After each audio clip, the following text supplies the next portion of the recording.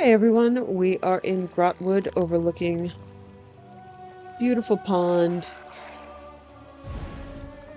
on a lovely bridge. We're gonna go collect some more breaches in Valenwood, which in this section of the map is down here. So these three areas, 3 spots each. The map is up in on the left side of my screen. So we're just gonna go grab them. And then we would get to assassinating people. Yeah.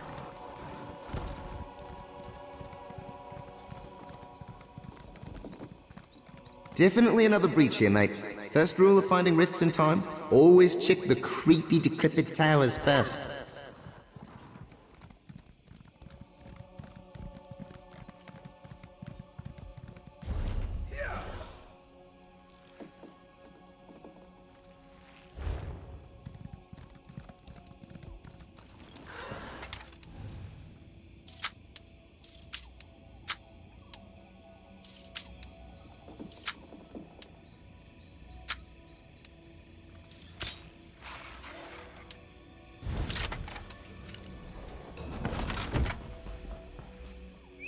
Hey, looks like the creepy, decrepit towers can't be approached from this direction.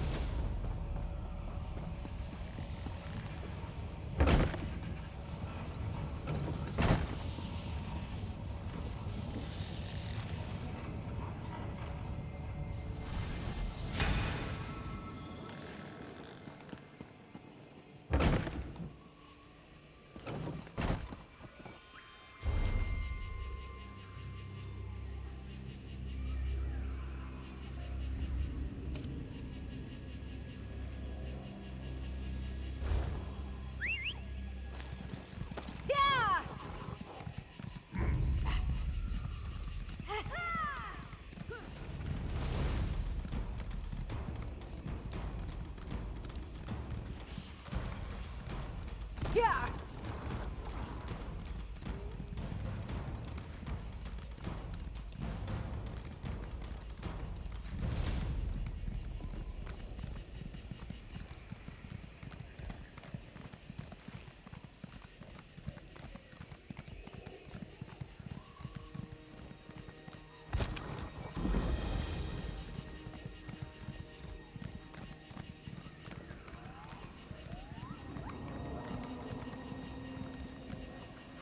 Ah, I'm down on my we're luck. gonna meet our friend Help me again. out? Oh, my friend. Thank Mara I found you once more. Dastards. Miscreants of the very worst cut. As soon as you left, they were upon me, beating me, taking the gold you so kindly gave me to feed my poor, starving children. Your children are starving? Oh, most assuredly. Not a bite to eat in days. Weeks, even. Won't you please help me out before it's too late for my 11 sickly children? Yeah, Oh, thank you, friend. yeah, Thank you. My 17 sickly children thank you as well. I won't forget this kindness. yeah. The gods keep you. Look, I don't think begging's fun, so... And that guy is clearly filthy. And I got plenty of money, so I'm okay. Yeah.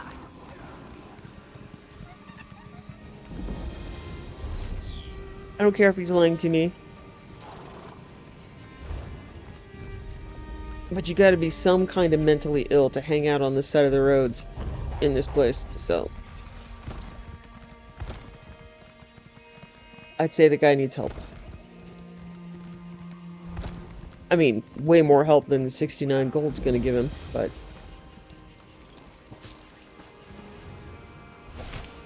You could brew something nice with that.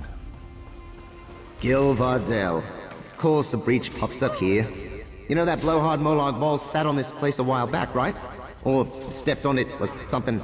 I don't know. Anyway, be careful.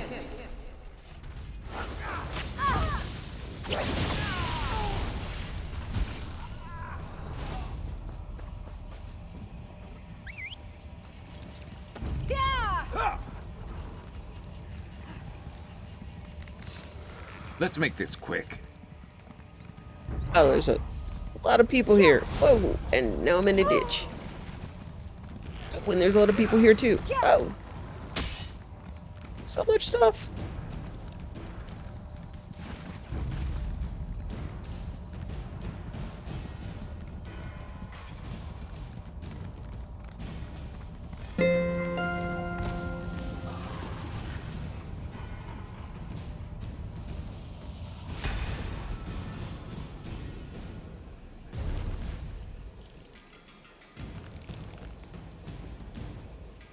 Okay, other breach is... Oh, cool. Alright, I got a house that's close. Let's go to Snug Pod.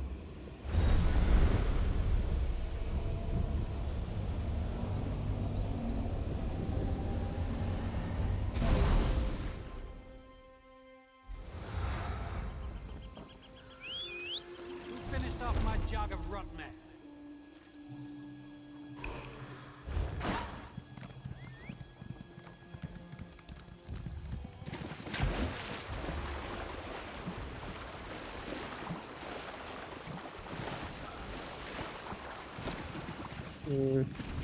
Looks a little steep, huh?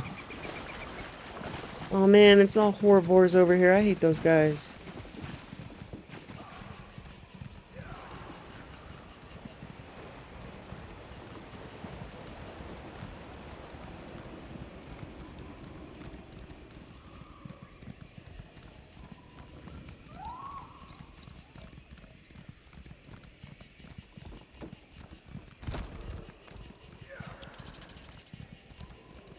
I think there's a breach here. It's hard to say with all these alien ruins lying about. You would not believe how many ghosts are asking me for favors right now.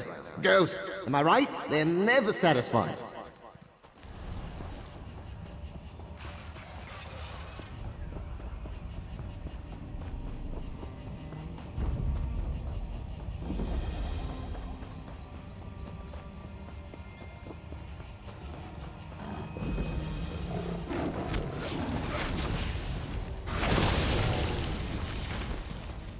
That'll teach them not to cross us. I figure I'm gonna die.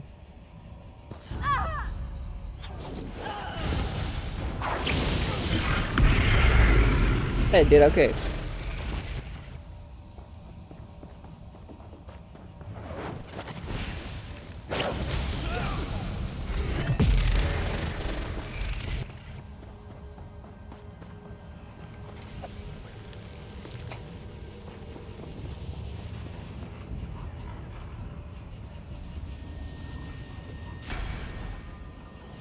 Okay, so Valenwood. First section's done. Now we need to go to Greenshade.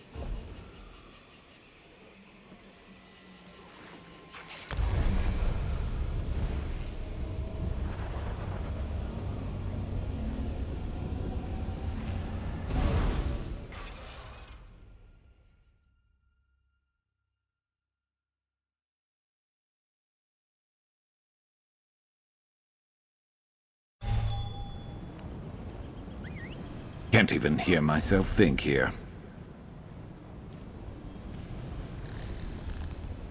On the branches? Is that safe? Is it easy to stumble off of these areas? Well, yes. That's why you must watch your step while on the platforms. Okay. I'm gonna head to my house up here, and then south to here. As you may have encountered, all throughout Valenwood live the spin.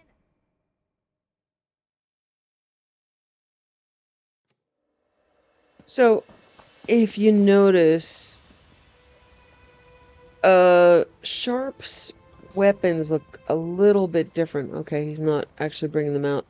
Um, it's because my sorcerer is running around with him, and she rather resents having to fish, like, all the time to try to get his faction up. So, he needs to match her outfit if she's going to be doing that. And although his outfit is different for me, I can't really, well, I could, but I haven't changed his weapons. So for context, I'll show you. I'll just log out and show you for a moment what she looks like. Oh, all of my guys have kind of specific personalities. And she just got a new mount and a matching mount for him, so she's adamant.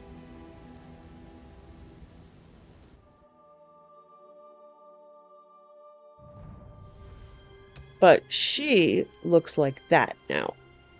So the book is from a Sheogorath quest. She used to be, all black and silver, but now to match the book, which she adores, she is now purple and gold. And then she got this purple and gold sparkly mount with the purple and gold sparkly staff, and so she had to do that. Now there is a bear mount that looks like this that Sharp is riding with her. So they're all matchy-matchy.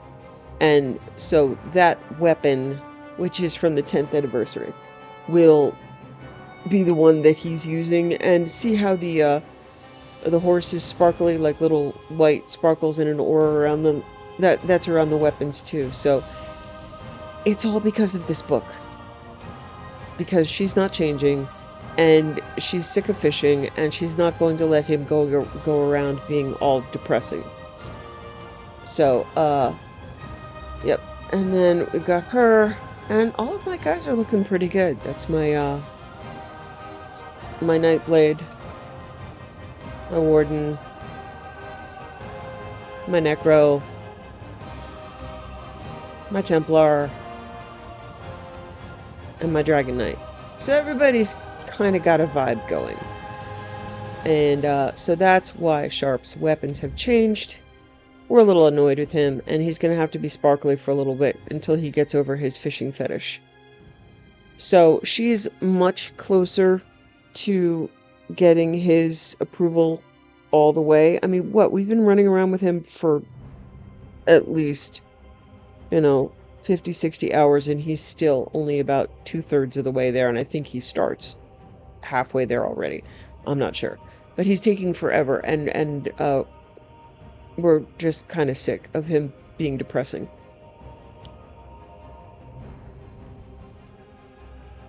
So he's going to be a little sparkly. And we don't really care how he feels about it, because he could just say, hey, I like you, and we could all move on. But for here and for now, it wouldn't make much sense for him to be gold and to be all those colors. So he's just got a little of it. Okay.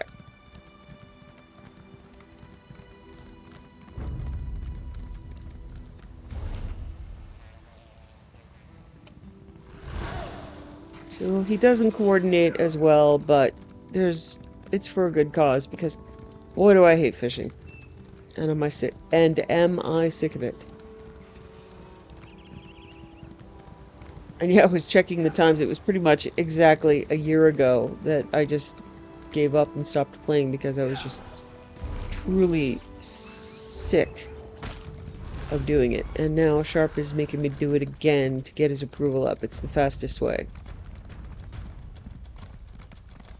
So, I am probably Looks not. like there's another breach here in what can only laughingly be called a maze. Alright, mate. If you get lost in this thing, I'm gonna have to take a long, hard look at our relationship.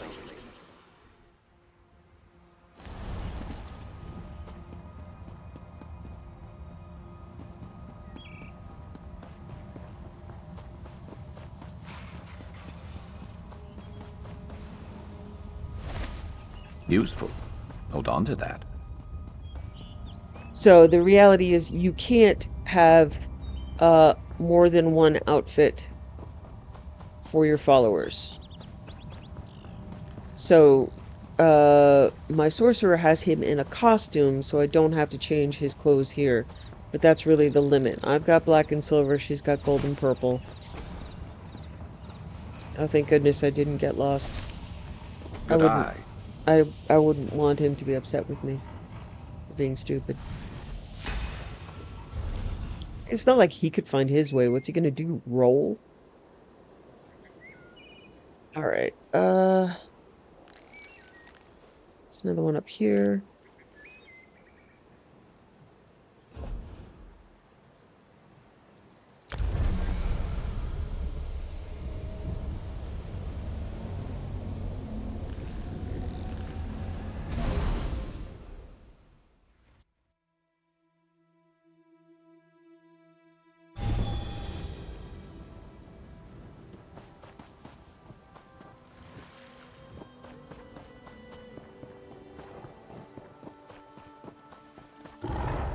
Hey, troll, you ready?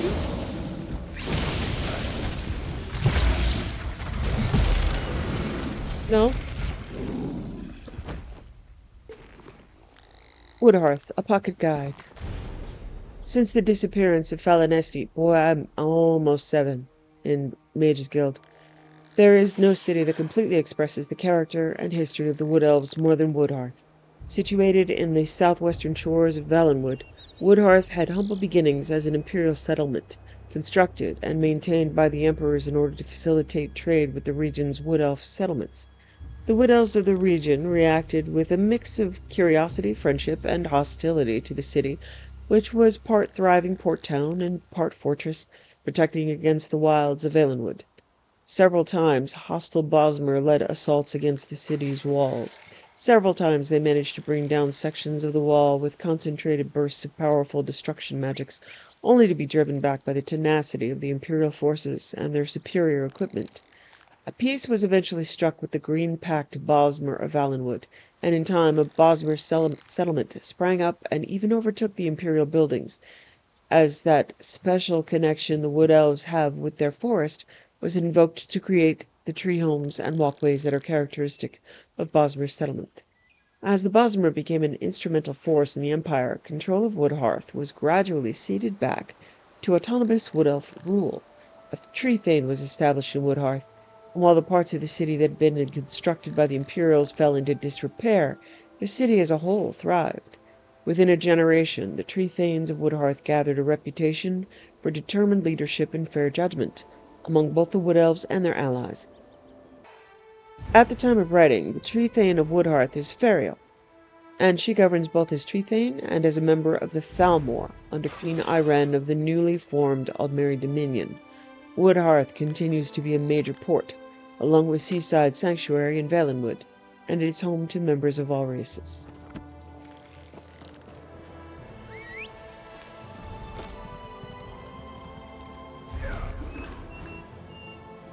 Okay, now we lucked out and got a good port. Got a good port here.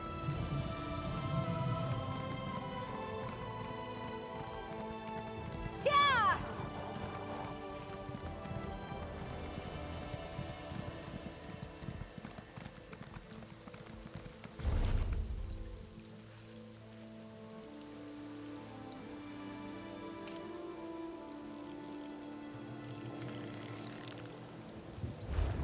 Yeah!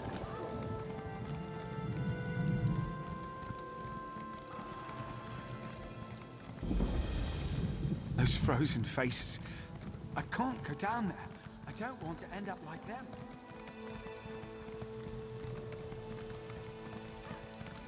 Yeah!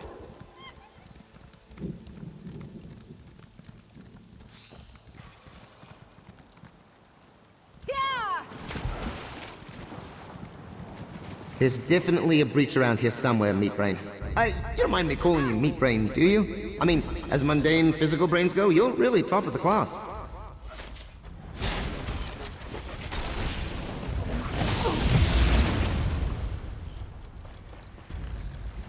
I don't even mind if you patronize me, Augur. Good to get stocked up. I mean, ounce per ounce, you're all brain.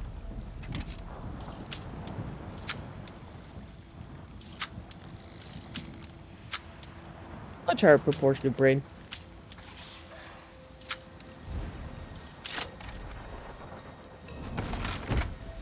Their loss, our gain.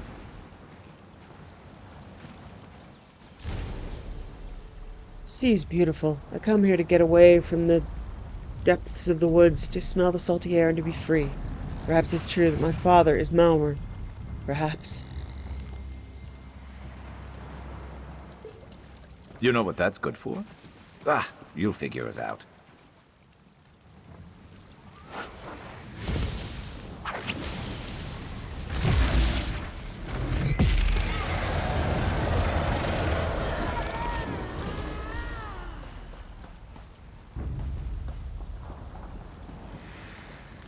Oh, Mike must be all the way up there. Sorry, Sharp.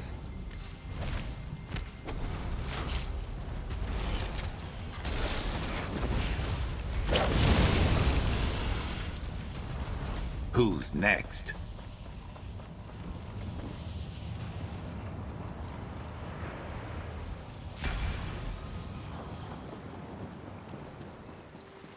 Yeah, I don't know how to get up there. We'll get to it eventually.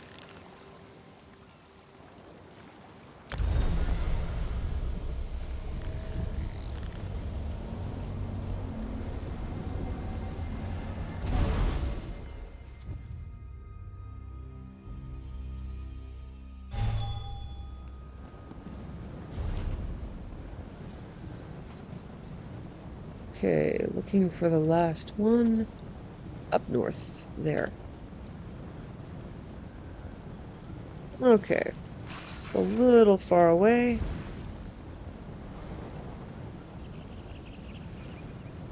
We'll go here, and then north to there.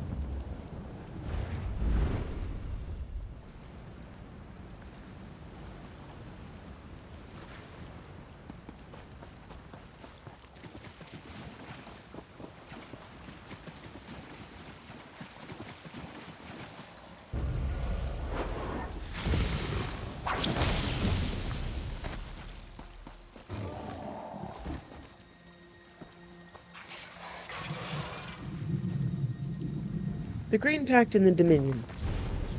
Just like trees grow toward the sun, and you can hear different birds singing when the moons are out than when they are not, every wood elf born in Valenwood, and indeed nearly everyone born outside it, knows of the Green Pact. The Green Pact is the agreement between the wood elves and Ifre that guided our existence from the beginning of the Great Storm. Its rules are clear. Do not harm the forest. Do not eat anything made from plant life. Eat only meat. When you conquer your enemies, eat their flesh. Do not leave them to rot. Do not kill wastefully. Do not take on the shape of beasts. You are wood elves. Your form is sacred. This is the Green Pact. In exchange for keeping to this pact, the forest, which we call the Green, has provided us with ample food and shelter. Ifre has given us the limited gift to ask the forest to shape itself to our needs. We've been amply blessed. But now we find ourselves in a new situation. Our new allies, the High Elves and the Khajiit, do not hold to the Green Pact. They live in houses made of thatch and timber. They eat all manner of fruits and berries, and drink wine made from grapes. They find the devouring of one's enemies barbaric. How are the Wood Elves of Valenwood to accommodate these new allies while keeping to the Green Pact? It is a question that perplexes many Wood Elves today, especially in the newly erected city of Marbrook. In the past, we have fought wars over lesser defilements of the Green. At the same time, we recognize that at the time of the Dominion's founding, the Green Lady and the Sylvanar spoke on behalf of the Wood Elves and the Green Pact. We remember that we have a powerful mouthpiece in the Thalmor, Woodhearth's own tree thane, Fariel. These are the leaders we should look to in this uncertain time. They have shown us through their actions an example which we can all follow. We must welcome these allies with true Wood Elf hospitality. We must not pick fights with them. We must try not to steal from them. Many of them do not appreciate the right of theft, but that is a subject for another essay. But at the same time, we should not shy away from speaking out our own interests and that of the Green.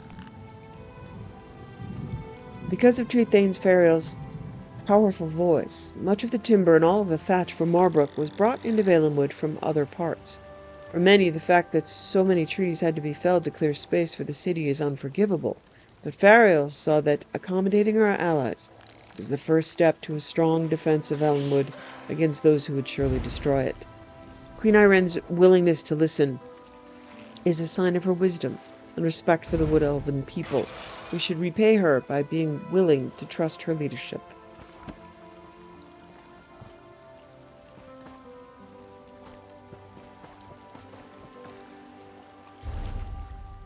Maybe.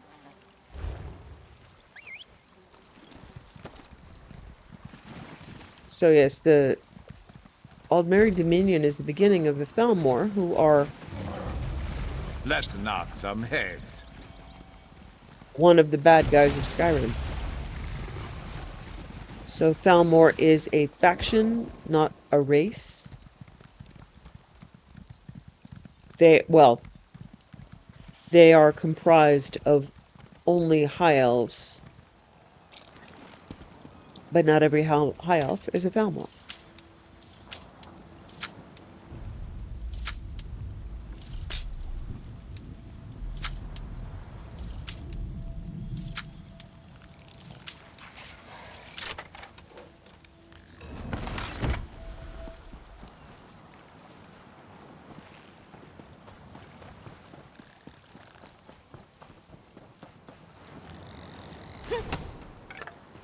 You could craft something nice with that.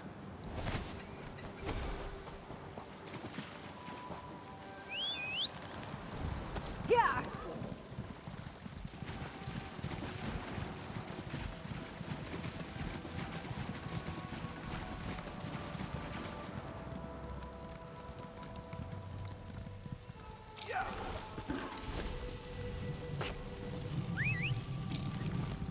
Yeah.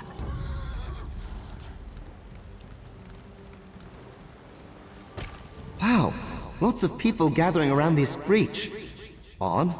They've all got little tails. Wait, I get it now. They're monkeys.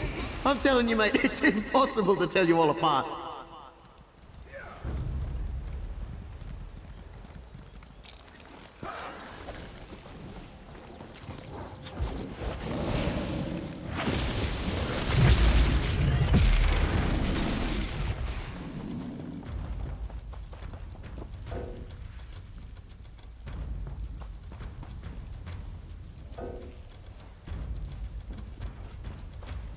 Hey, you say we are in combat, but I don't think I am in combat.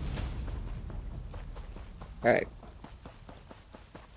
Can't mount. Let's just get to the way shrine.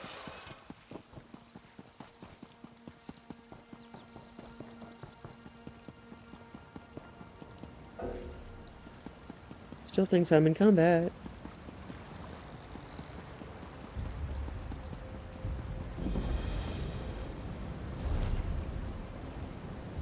Still thinks I'm in combat.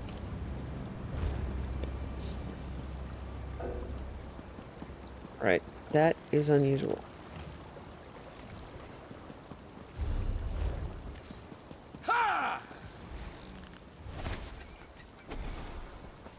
Okay, sharp, yeah. Alright, wow. Still thinks I'm in combat. Okay. Something is very persistently trying to kill us from halfway across the world. And okay.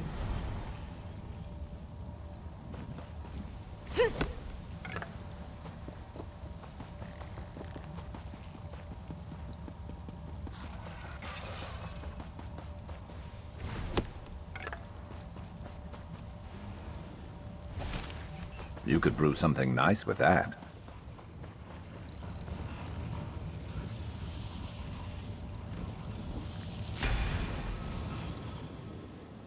Okay, next section will be Malabal Tor. Okay, this one should be easy. Got a house right there.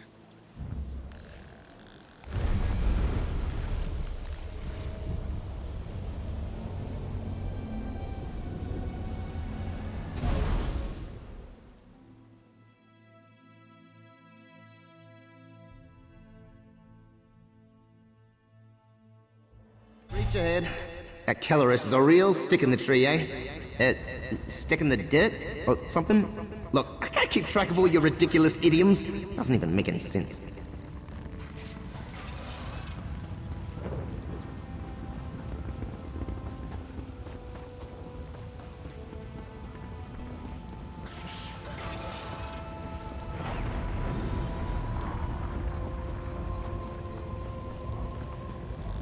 Tamrielic Artifacts, Part 3. Oh. Hey. 7 Mage Skill. The following are notes gathered over the past centuries of items of unimaginable significance. All have been seen, owned, and lost again and again throughout Tamriel. Some may be myth, others may be hoax. But regardless, many have lost their lives attempting to find or protect these very coveted items. Skullcrusher. Skullcrusher is an amazingly large and powerful weapon. This warhammer was created in a fire, magically fueled by the wizard Dorak Gusal, and was forged by the great weaponsmith Hebengard Rolomus. Steel is magically hardened, and the weight of the weapon is amazingly light, which makes for more powerful swings and deadly blows. The warhammer was to be put on display for a festival, but thieves got it first. The Skullcrusher still travels Tamriel in search of its creators. Spear of Bitter Mercy. One of the more mysterious artifacts is the Spear of Bitter Mercy. Little to nothing is known about the spear. There are no recorded histories, but many believe it to be of Daedric origin. Spellbreaker. Spellbreaker, superficially a Dwemer tower shield, is one of the most ancient relics of Tamriel. Aside from its historical importance in the Battle of Rourke and Shalador, the Spellbreaker protects its wielder almost completely from any spellcast, either by reflecting magics or silencing any mage about to cast a spell. It's said that Spellbreaker still searches for its original owner and will not remain the property of anyone else for long. For most, possessing Spellbreaker for any length of time is power enough. Staff of Hasadoki. Hasadoki was said to have been a very competitive wizard. He wandered the land in search of a wizard who was greater than he. To the best of all knowledge, he never found a wizard who could meet up to the challenge. It's said he felt so lonely and isolated because so many feared his power that he bonded his life force into his very own staff, where his soul remains to this day. Magic users all over Tamriel have been searching for this magical staff. Granting its wielder a protection of magicka, it's a sure prize for any magic user. Staff of Magnus. The Staff of Magnus, one of the elder artifacts of Tamriel, was a metaphysical battery of sorts for its creator. Magnus. When used, it absorbs an enemy's health and mystical energy. In time, the staff will abandon the mage who wields it before they become too powerful and upset the mystical balance it's sworn to protect. Umbra Sword. The Umbra Sword was enchanted by the ancient witch Nimra Wert, and its sole purpose was the entrapment of souls. Used in conjunction with the soul gem, the sword allows the wielder the opportunity to imprison an enemy's soul in the gem. Nimra was executed for her evil creation, not before she was able to hide the sword. The Umbra Sword is very choosy when it comes to owners, and therefore remains hidden until a worthy one is found. Vampiric Ring. One of the more deadly and rare artifacts in Tamriel is the Vampiric Ring. It is said that the ring has the power to steal its victim's health and grant it to the wearer. The exact nature and origin of the ring is wholly unknown, but many elders speak of its evil creation in Morrowind long, long ago by a cult of vampiric followers. The Vampiric Ring is an extremely rare artifact and is only seen every few hundred cycles of the moons. Warlock's Ring. The Warlock's Ring of the Archmage Ciribane is one of the most popular relics of myth and fable. In Tamriel's ancient history, Sarabane saved all of the continent by judicious use of his ring, and ever since it has helped adventurers with less lofty goals. It is best known for its ability to reflect spells cast at the wearer and to improve his or her speed and to restore health. No adventurer can wear the Warlock's ring for long, for it is said that the ring is Sarabane's alone to command. So those are artifacts that you can find and wear throughout games. I know many of Better them, if not overstocked all than of those, are in Morrowind. But I don't know if many of them were also in the earlier games. Some of them are in the later games, and some of them have been put back in with mods.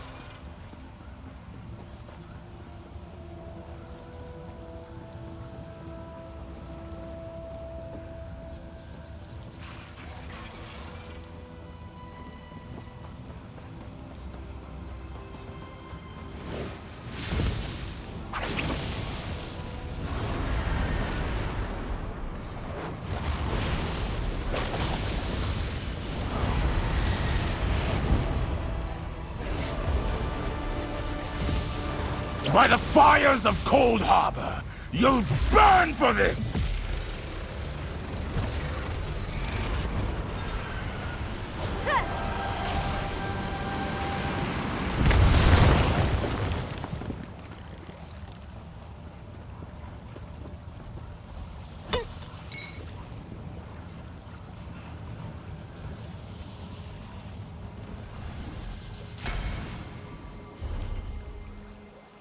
Okay, there's another one right here.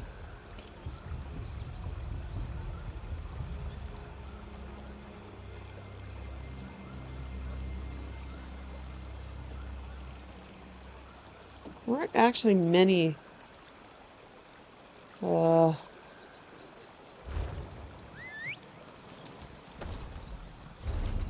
many way shrines in this zone, so I'm just gonna go south and then west.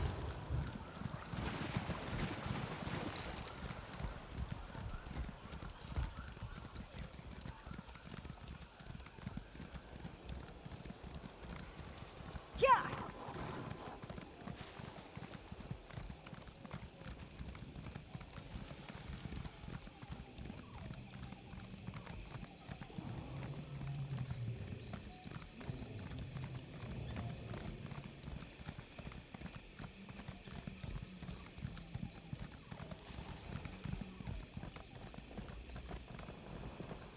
Let's just do what we came here for and get out of here. Yeah.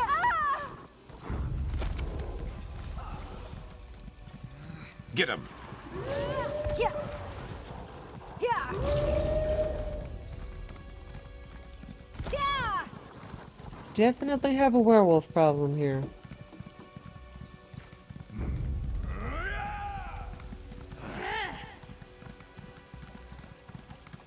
Yeah. Yeah.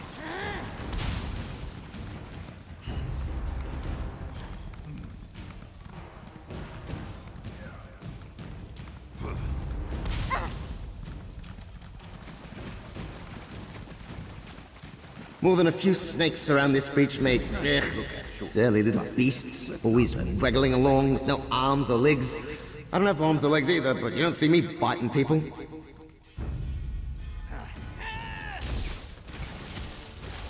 Spit off.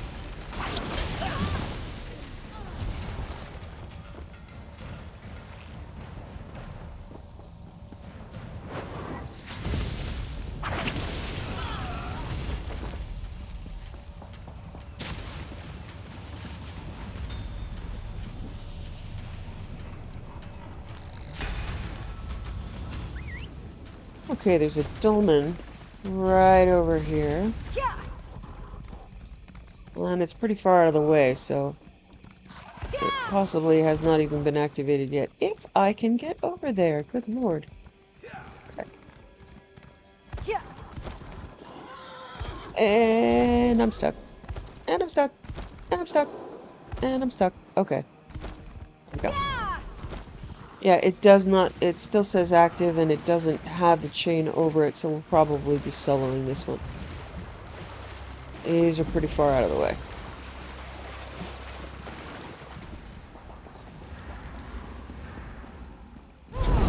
Counter this!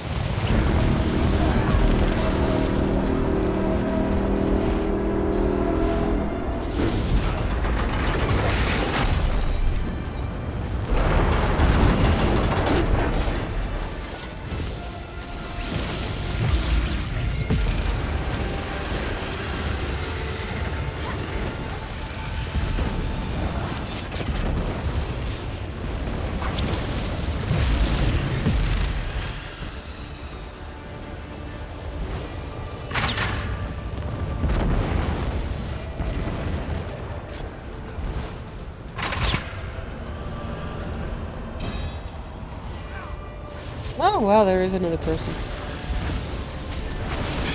Easy.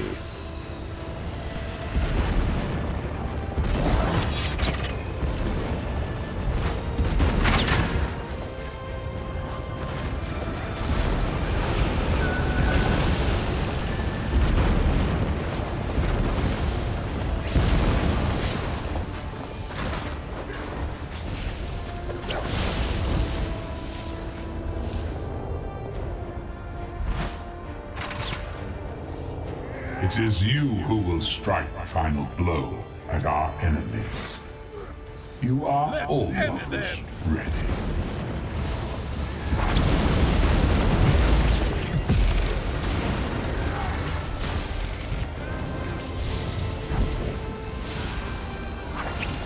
The plan is in place.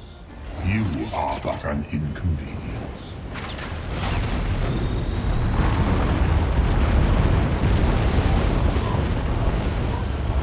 Okay. Next one down here. Okay.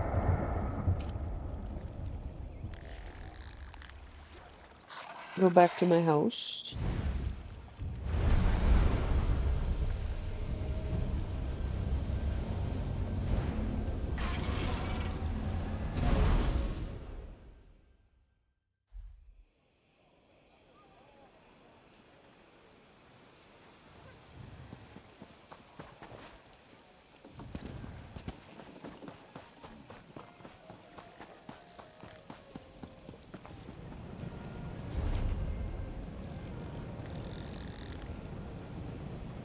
Okay, looks like it's best to go here. And all the way south, grab this way shrine, and then head up north. Okay.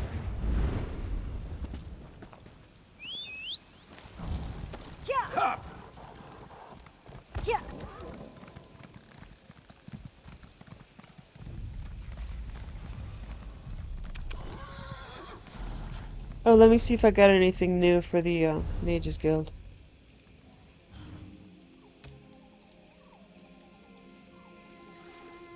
Okay. Don't have any Mages abilities slotted. This one is Fighters Guild, which I am maxed out in. Okay.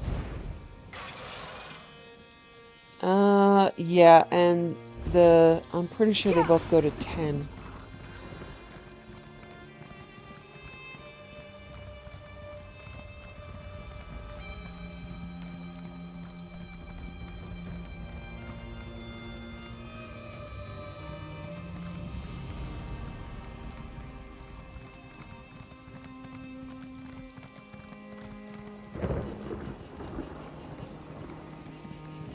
Might want to hurry, mate. That bony gym collector Molag Ball has his eyes on this breach.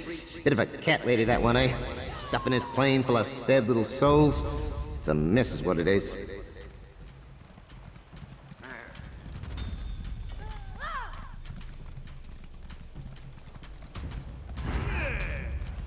Oh, okay. The breach is right here. Let's do it's an aggro area. I'm not going to run through it twice. Oh, it's also right by a dolmen. The dolmen is not active. And a ton of crocodiles. Okay.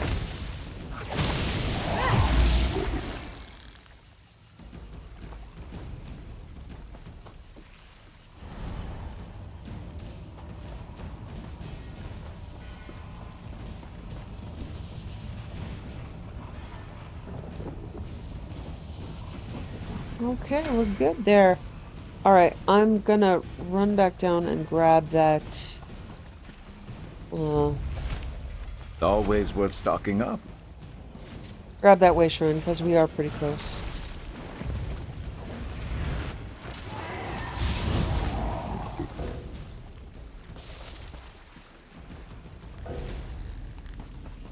Okay, still thinks we're in combat again.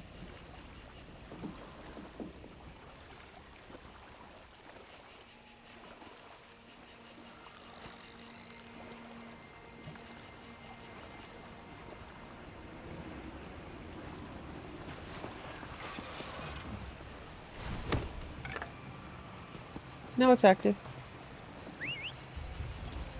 Yeah.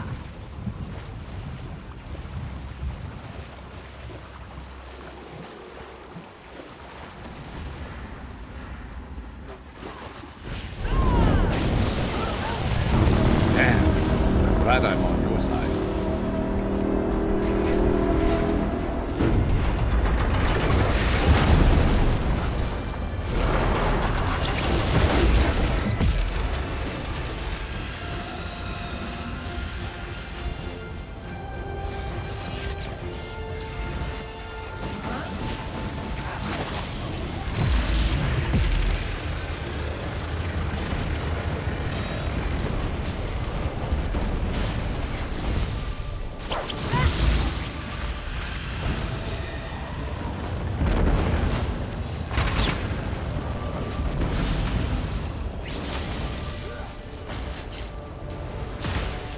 Oh, you can see right there, Sharp's...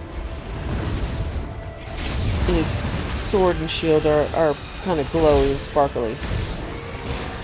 It's not bad. I mean... I don't know.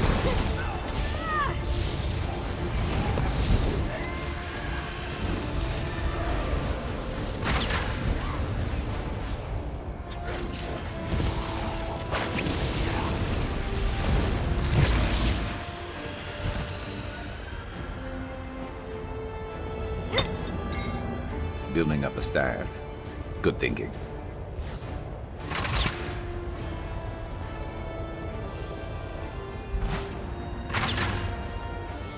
Ah, it's my unwitting tool. Return to my realm and serve me. Maybe not.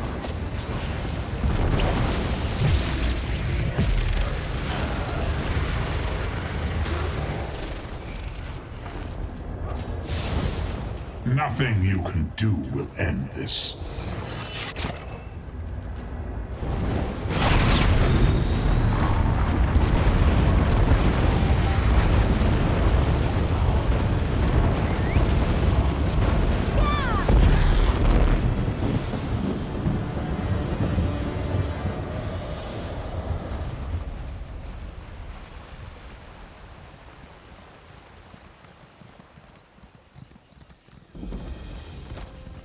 Sure.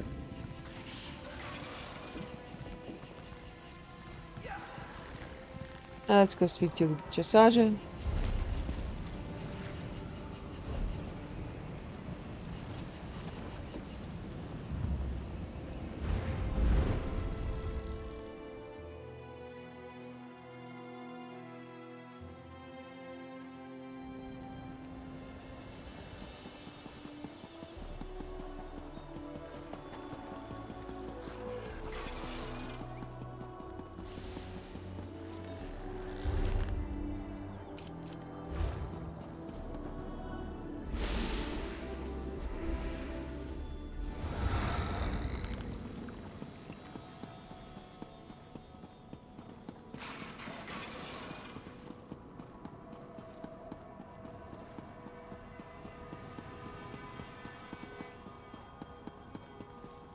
There you are.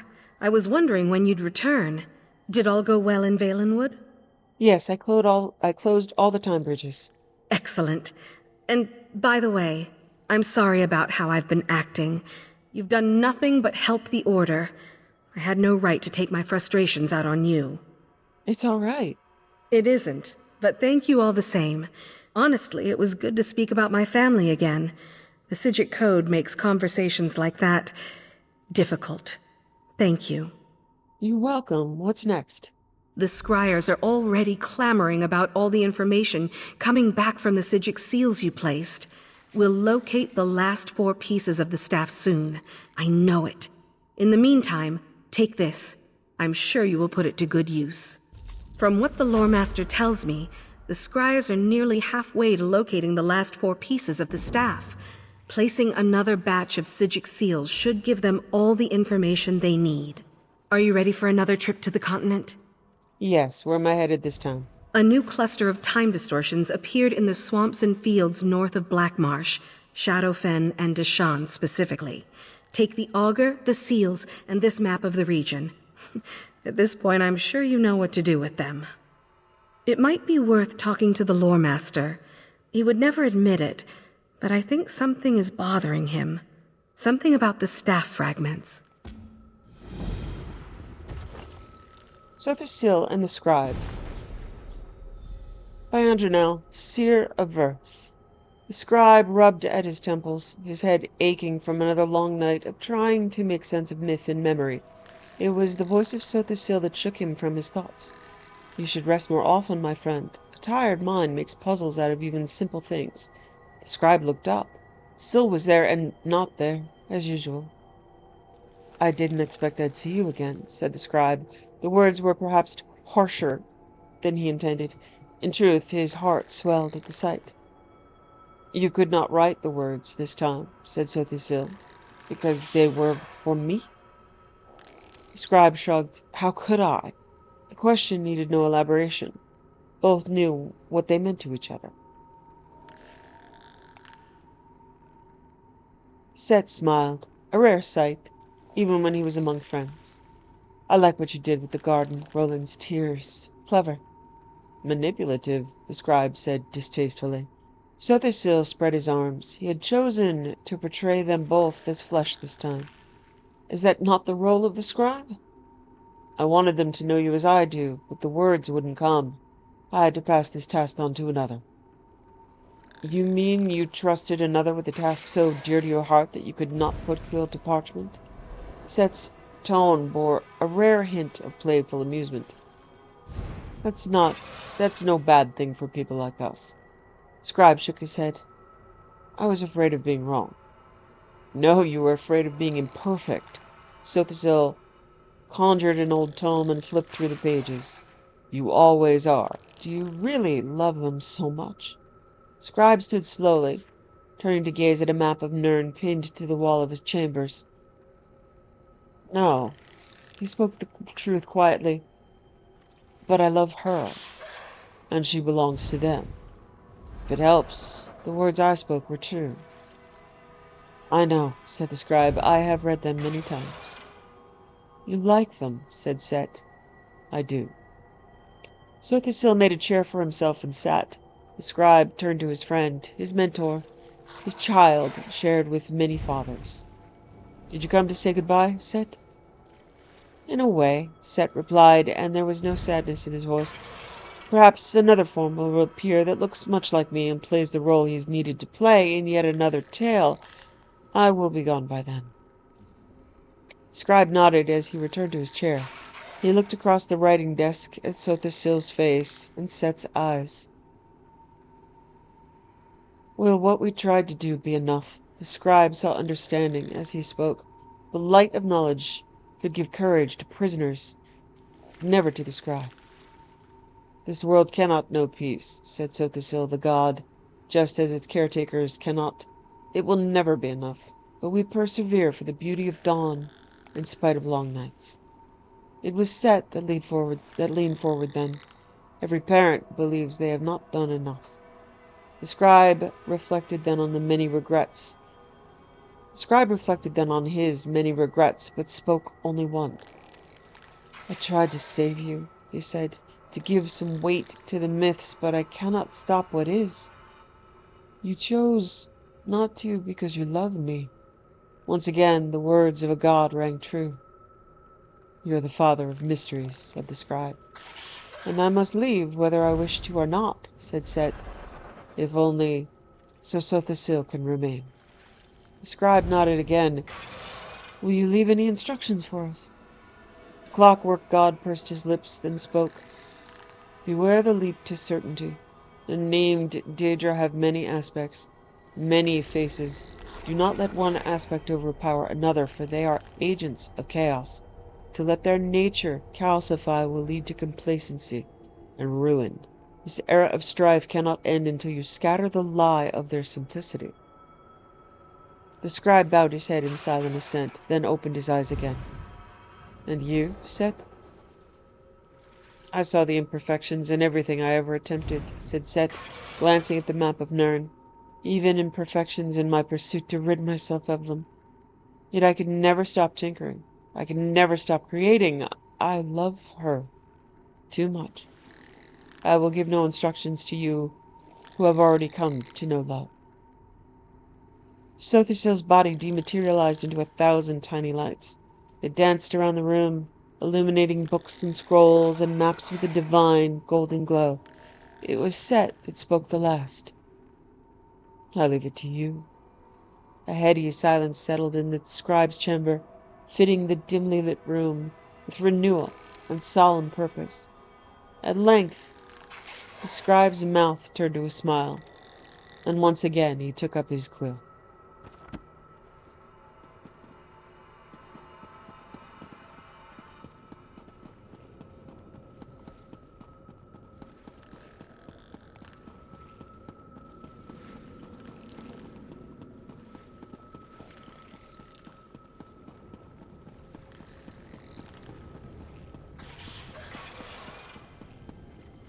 Ah, Initiate. What a welcome diversion. I assume Josarja told you that our scryers are well on their way to locating the last 4 fragments of the staff. We have you to thank. Now then, can I help you with something? Have you made any progress with the staff? Progress? To be perfectly honest, no, we have not. It was my intention to keep the various fragments separate from one another, to seal them away in discreet hidden vaults. The results have been less than satisfactory. Some force keeps drawing the fragments back together. Despite my best efforts, they resist any attempt to fully separate them. I have tried safes, vaults, warding cases, but every time the fragments manage to reunite. Do you have any idea why? Not yet, but I will say this. There is an intention to it. Of that I am certain. Something in these fragments yearns for reunification. To what end? That remains a troubling mystery. But those questions will keep. You have work to do, Initiate. Okay. Now we'll go do some Signed in Blood. Gold Coast, Assassin's Guild.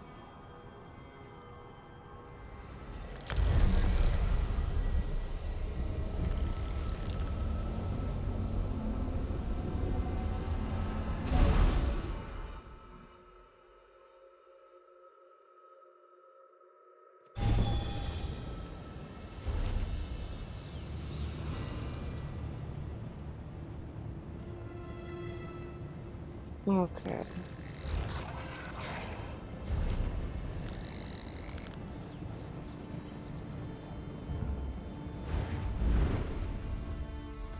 Okay, let me change my gear to the Prowler's Signet.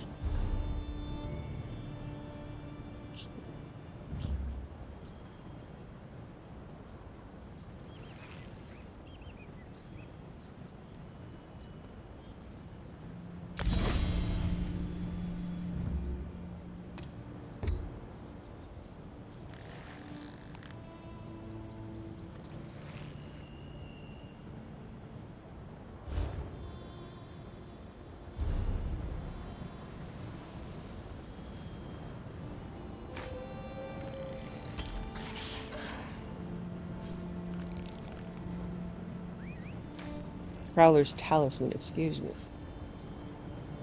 And let's see. Order's Wrath Ring. Okay.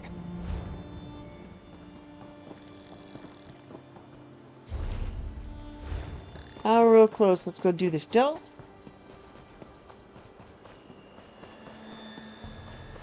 Is there a book?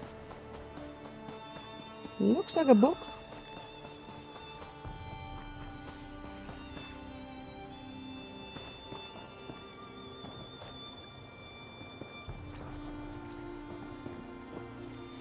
Hmm. Don't see it.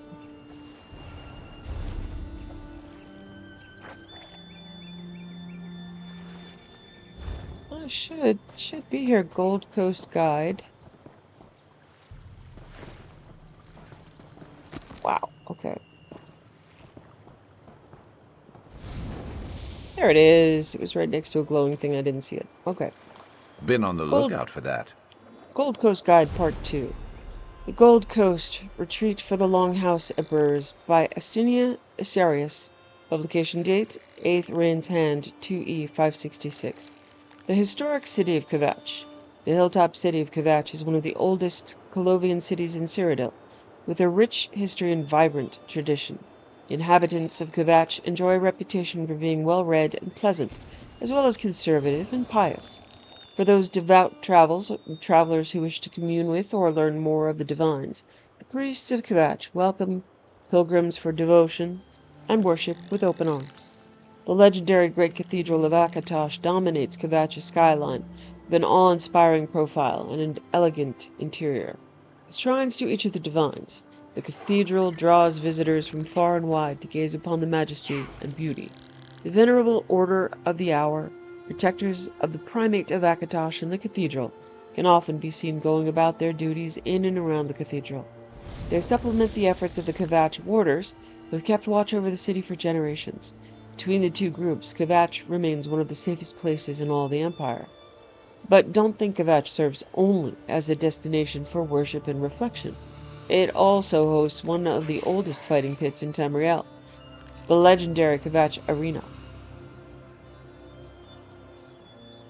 While no arena can rival the one in Imperial City, many of that arena's best fights got their start right here on the Gold Coast.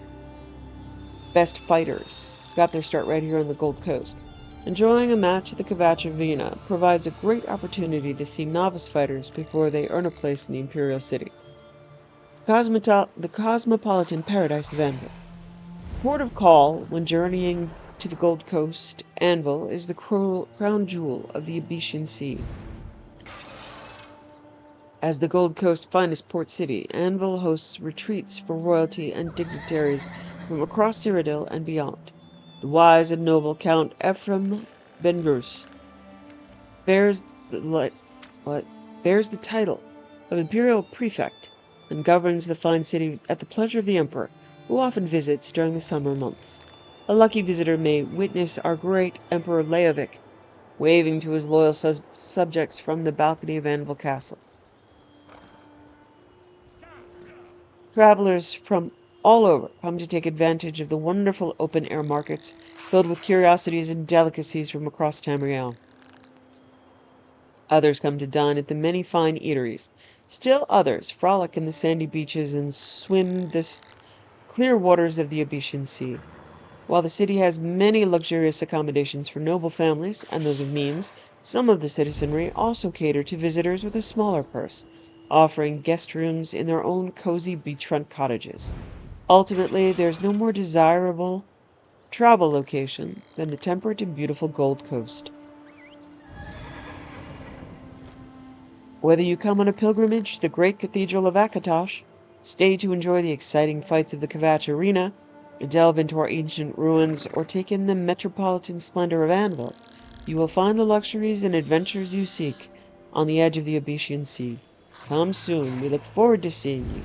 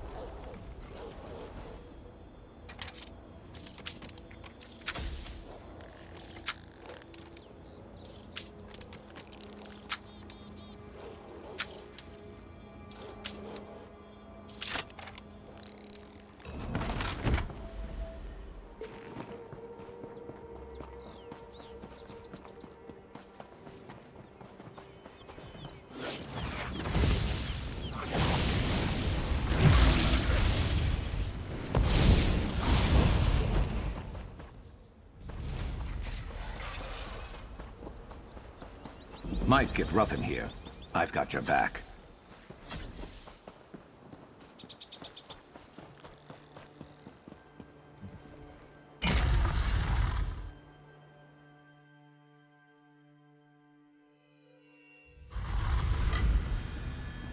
See? Was that so hard? This one apologizes for causing you such discomfort, but Roz appreciates all that you have told him. Azamdar. This one must respectfully request that you move along. Roz has dangerous business in these ruins, and you would just get in Roz's way. Unless you would be willing to help stop a dangerous war criminal, yes?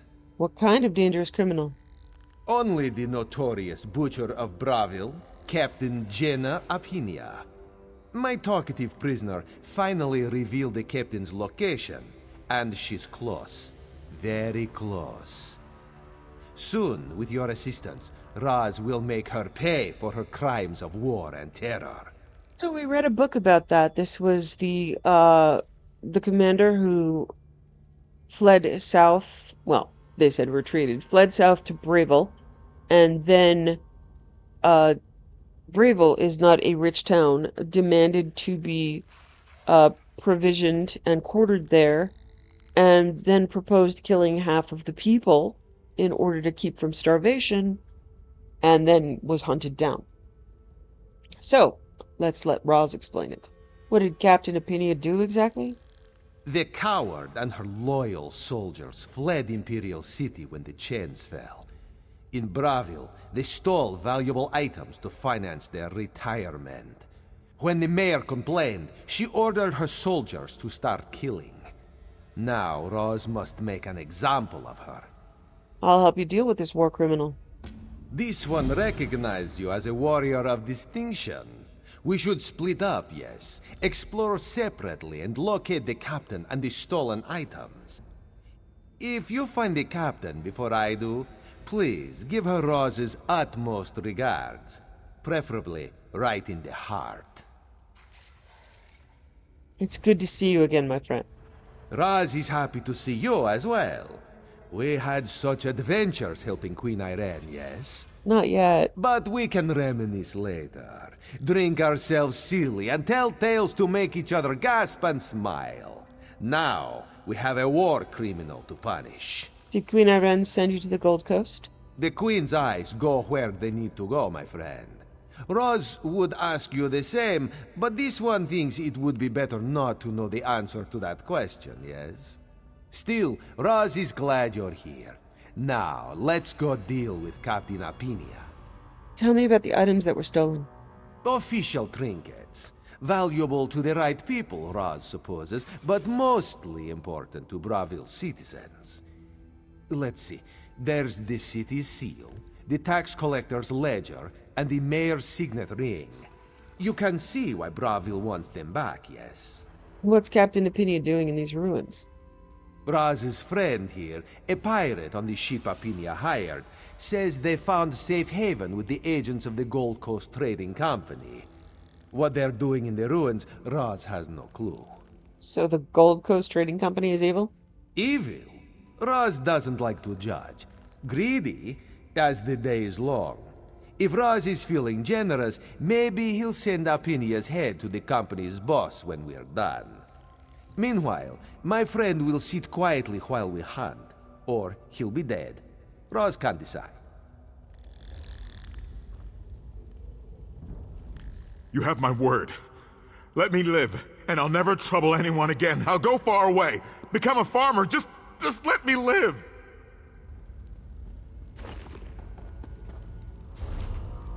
Oh, it's nice to see Roz.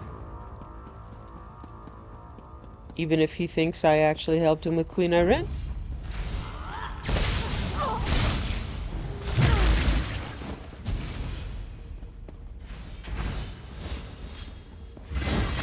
Yeah.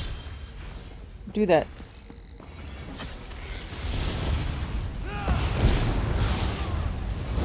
Let's see how you handle this.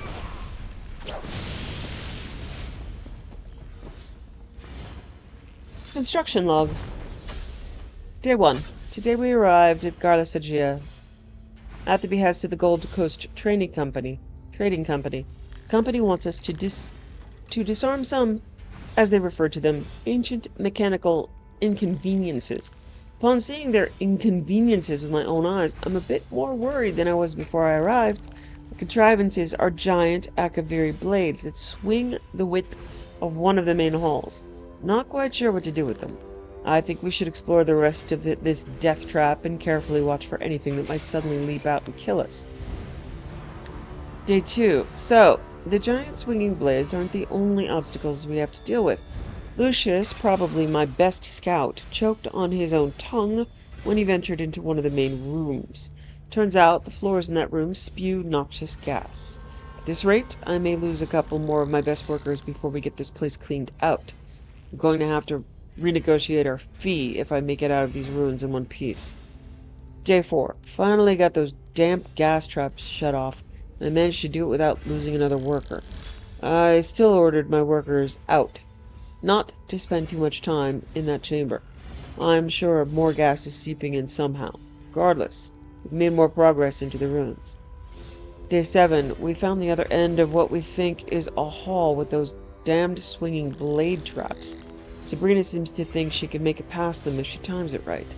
I would rather try to block them off with a few wooden planks than send her through these swinging monstrosities. This may at least immobilize them so we can prepare for the reconstruction of the main hall. Day 9. Success! We managed to immobilize the swinging blades. We even managed to put some scaffolding up. Seems I may not have a hard time with this place as I initially thought. Day 10. The blade traps unexpectedly broke free of the blockade, killing one of my workers. We seem to be trapped back here now. Only one of the blockades still holds, but for how long? Sabrina says she was thinking about making a run for it. It's day 11. Sabrina made a run for it. It didn't go as she planned. But I'm thinking about just going for it as well. The thought of Sabrina bleeding and dying from those brutal wounds is the only thing holding me back. A couple of the mercenaries we hired were able to throw us some food, a few wineskins, but we're going to have to figure out something soon or we're going to die here. If I can work up the courage, I may run through the blades of death. Tomorrow.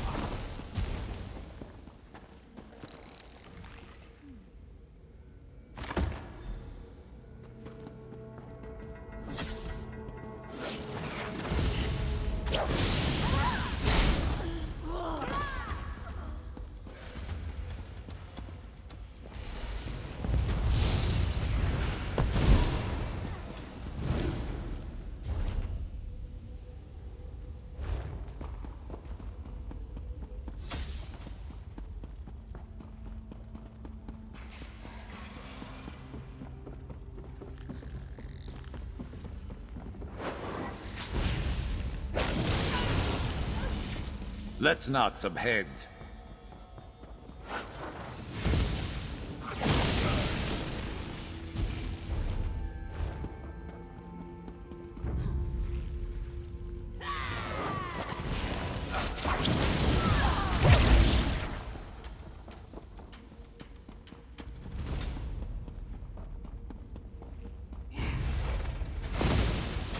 Butcher of Bravil! Queen This one Iran's claims mangy your cat? head! Again? I should have chopped off your tail the last time we met. That was a better death than that one deserved. We did well, my friend.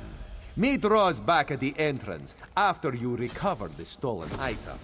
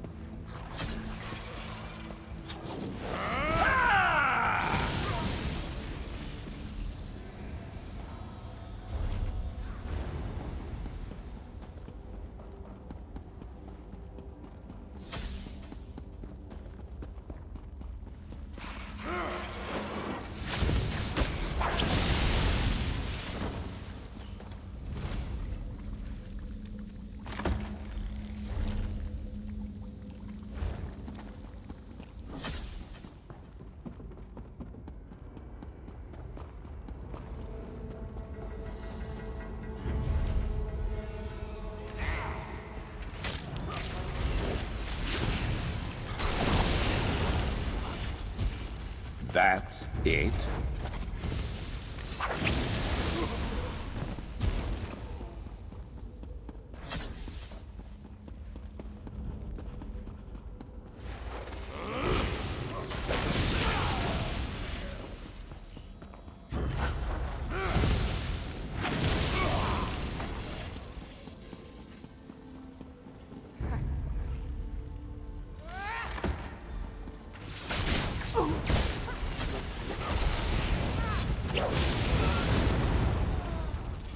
Better luck next time.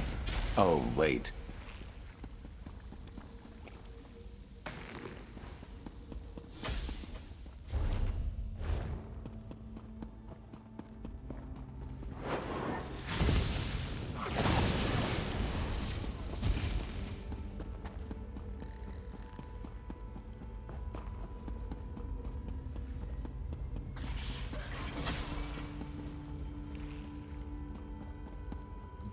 Ah, nothing sharpens the claws like dispatching criminals and murderers. And we all survived, which makes the victory that much sweeter.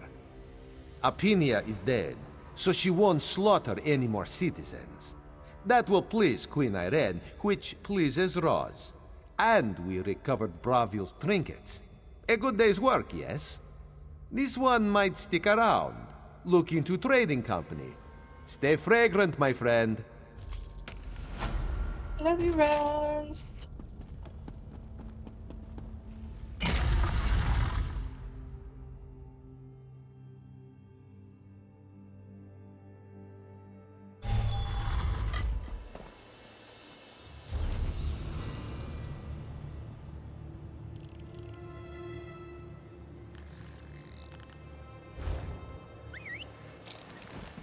Yeah.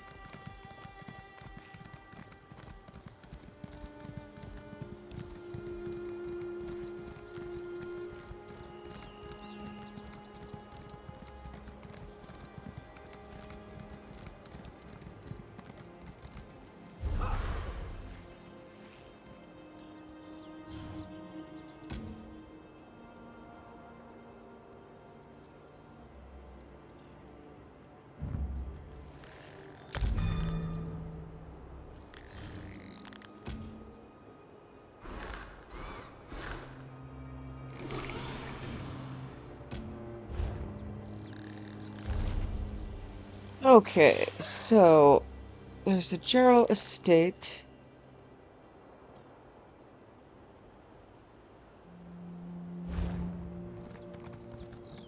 Use the tunnels under the Withering Rose.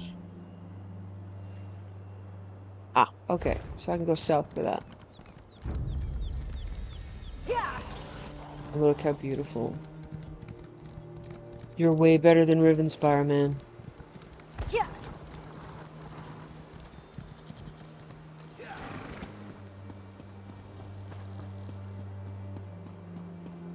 Yeah, that's lovely.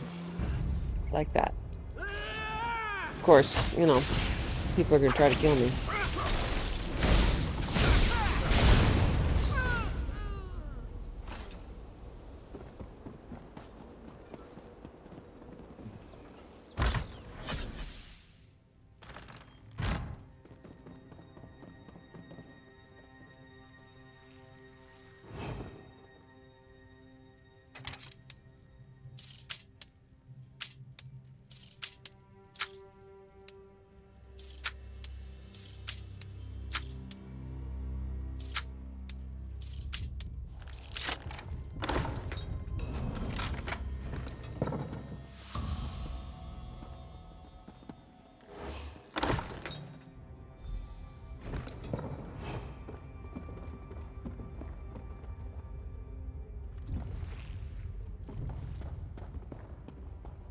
Okay, so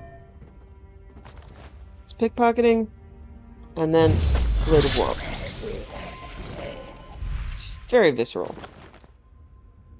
That's what he Okay. said.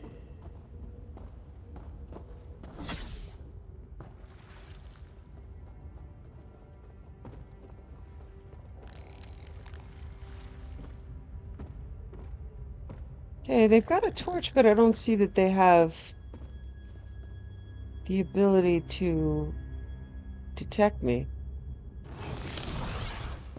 I'm gonna try doing this. Okay, pickpocket. That was surprisingly inept. You must be a novice. I failed, clearly.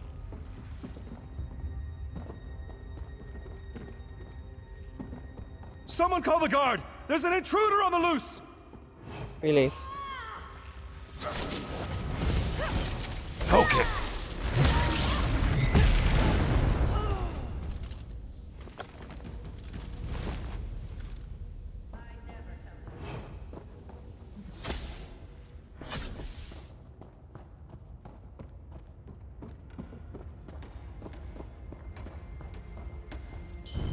Okay, Blade of Woe.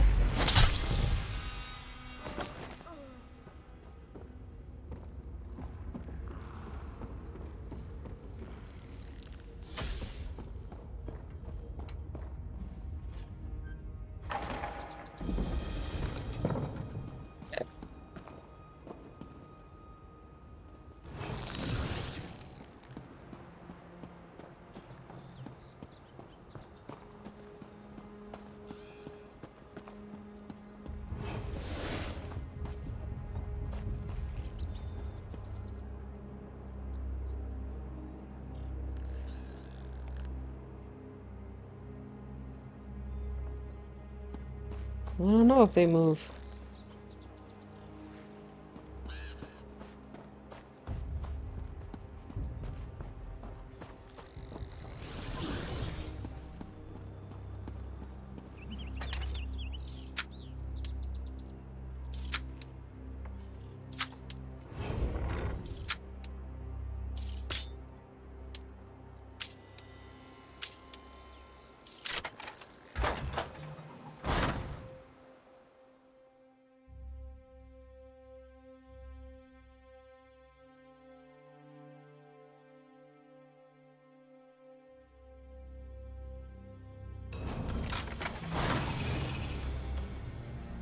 Okay, I'm going to dismiss Sharp.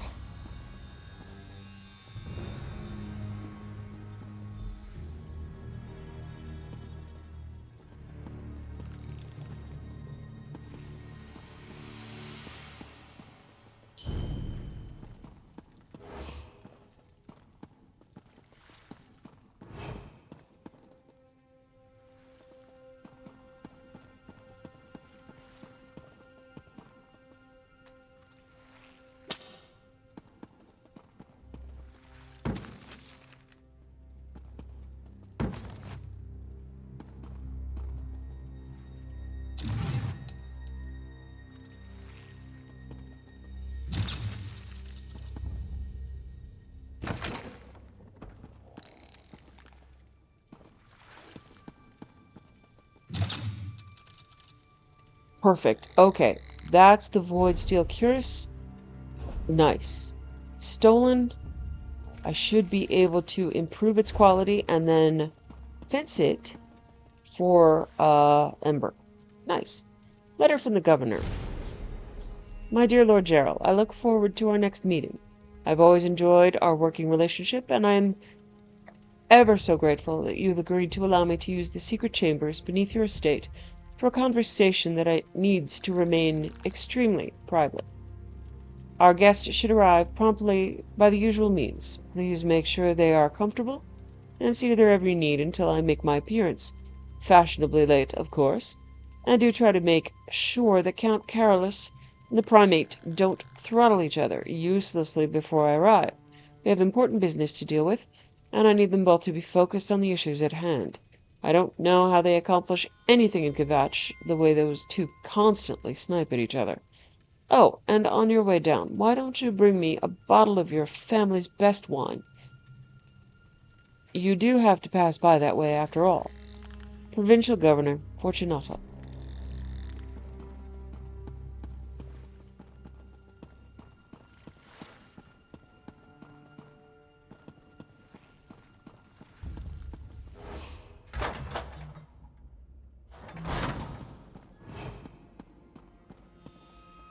Okay. Contractor's note. Watch Commander Paletus. The new installation Lord Jarrell commissioned has been completed. Access to the lower levels of the estate has been concealed and secured by a lock of my own design. The method of passage detailed below should be shared only with those you trust. 3 false wine casks have been constructed to look identical to the rest. One conceals the passage, the other 2 open it. To unlock the mechanism, first identify the casks with lanterns hanging closest to them. Each cask requires 2 knocks upon its face. 2 casks, 2 knocks each. Surely even the most simple-minded of your guards can remember that. If these steps are followed correctly, you will hear the click of the mechanism in the aforementioned 3rd false cask, the one on the western wall that conceals the old passage. It will remain unlocked for a period of time before automatically resetting. If you do not hear the click, I can assure you the fault is not with my mechanism and entirely with your method. Signed, Belrand, Artificer and Locksmith Extraordinary. P.S. Burn this letter after you've memorized my instructions. Don't post it up in the pantry like my last client. That defeats the whole purpose.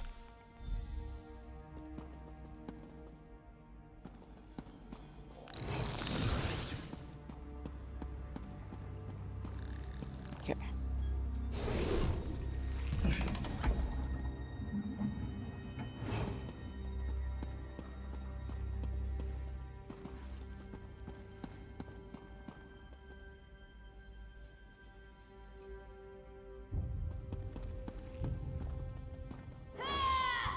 Yeah.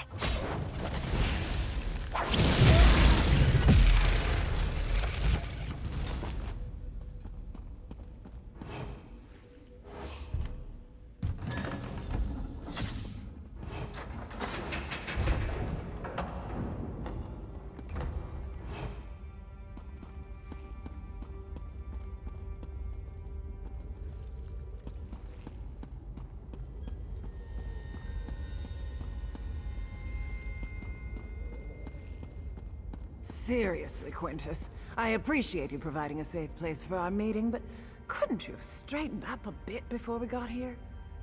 My apologies, Governor Fortunata. But there's no safer place south of Varen's Wall than right here. Vermin notwithstanding. I don't know, Fortunata. This place seems to suit you. That's no way to speak to your betters, Count Carolus. Speaking of which, when are you going to finally turn Kvatch over to a proper ruler?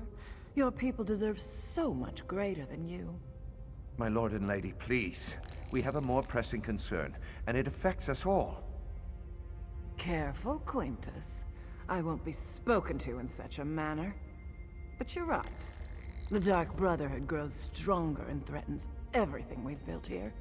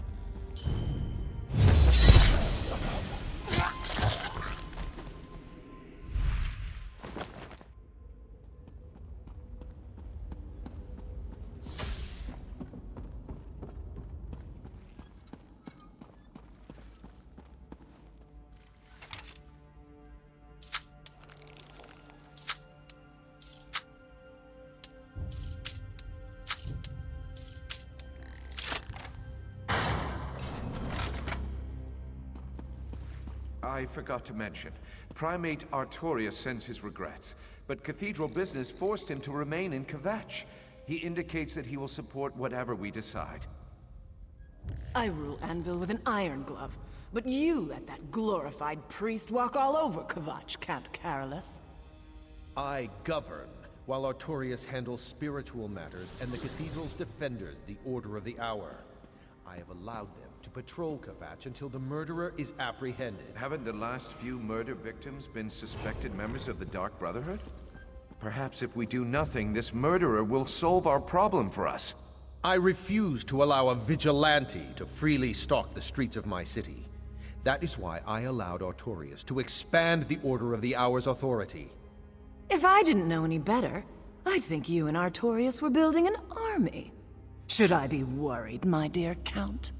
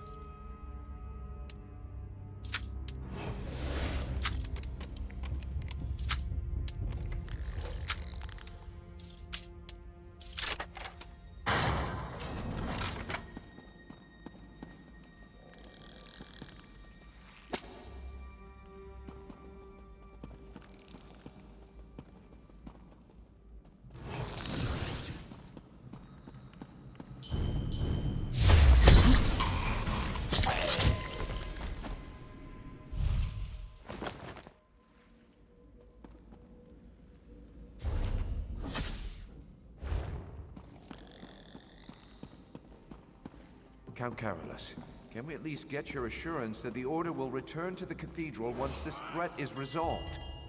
Primate Artorius gave you his word, and I give you mine. And why should I trust either? What good is there were he to find the Order at Anvil's walls? That won't happen, Rada. We're not as ambitious and ruthless as you. Despite his holy station, Artorius is a man. He has the same needs and desires as any other. Lord Quintus, intruders have penetrated the estate. We need to move the three of you immediately. Don't be alarmed, my friends. We've prepared for any contingency. Commander, secure the halls. Make sure no one follows us. Of course, my lord. We'll find the intruders.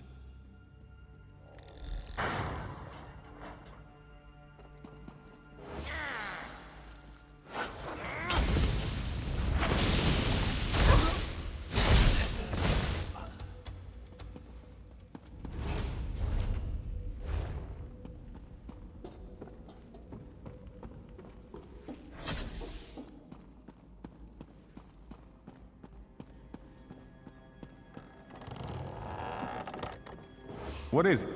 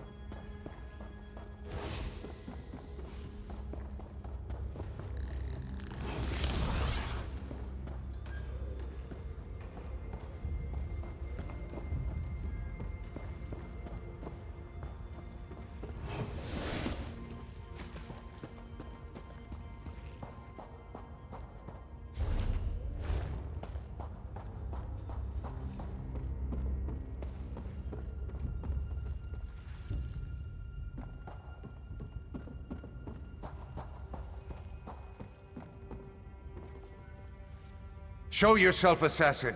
Or are you another one of those Brotherhood cowards who prefers to strike from the shadows?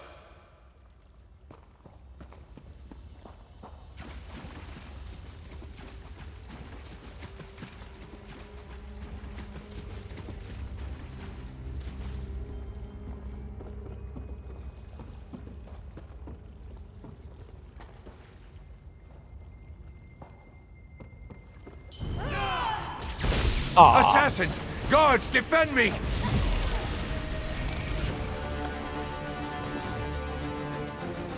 Bummer.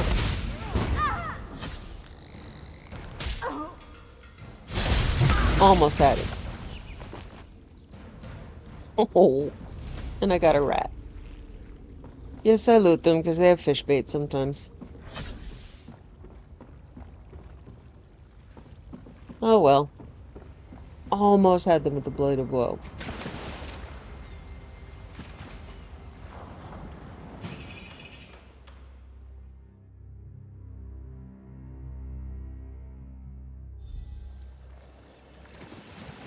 Okay, so the lighthouse is down here. I'm gonna hit this point of interest, and then I'm going to go to Sleek Creek House, fence my goods, pay off.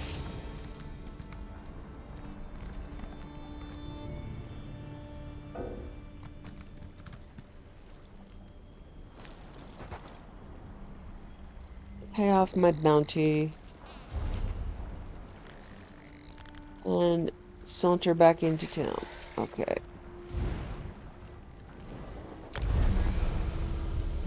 It's a fairly sizable bounty. I will be kill on sight.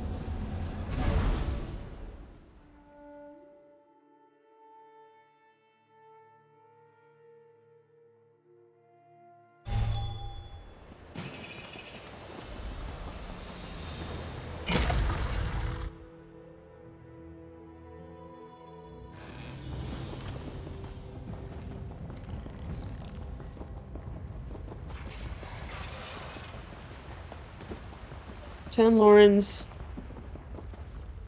perk, and the Prowler's insignia. All this sneaking about taking illicit things, isn't it exciting? Don't worry, this will be us. Makes it much easier. Okay.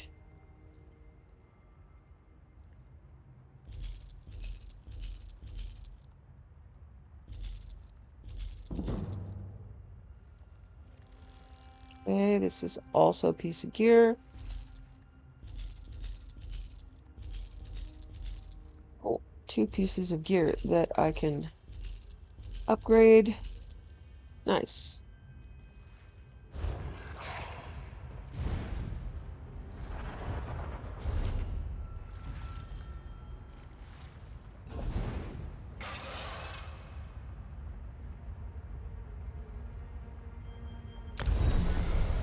Okay, we'll return to Speaker Tyrannus.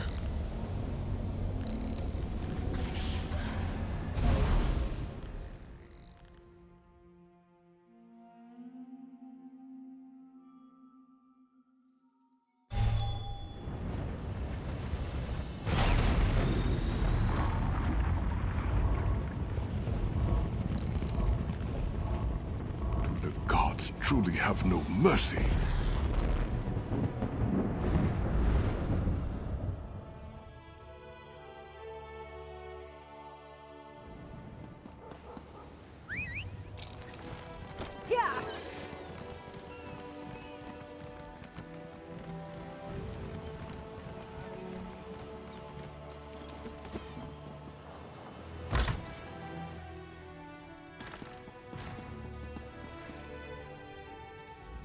We know that Quintus Gerol is dead.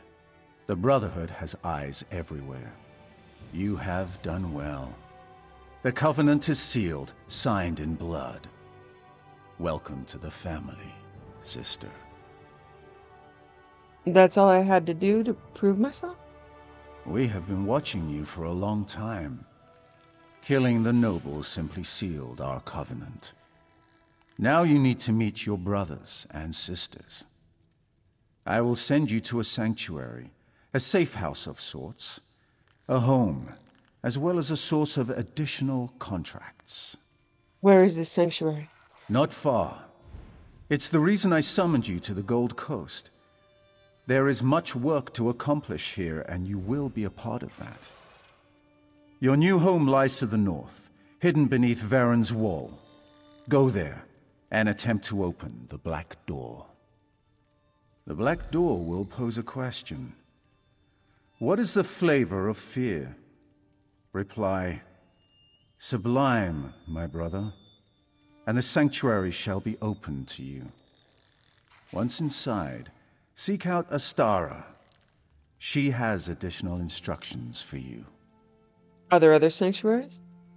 Of course. Since the formation of the Dark Brotherhood, our shadow has stretched across the entirety of Tamriel. Not every sanctuary has flourished, however, and our grip isn't as secure as we'd like in certain parts of the world. Not that it concerns you, but Vardenfell continues to be a source of irritation. The Gold Coast, however, presents an opportunity we can all profit from.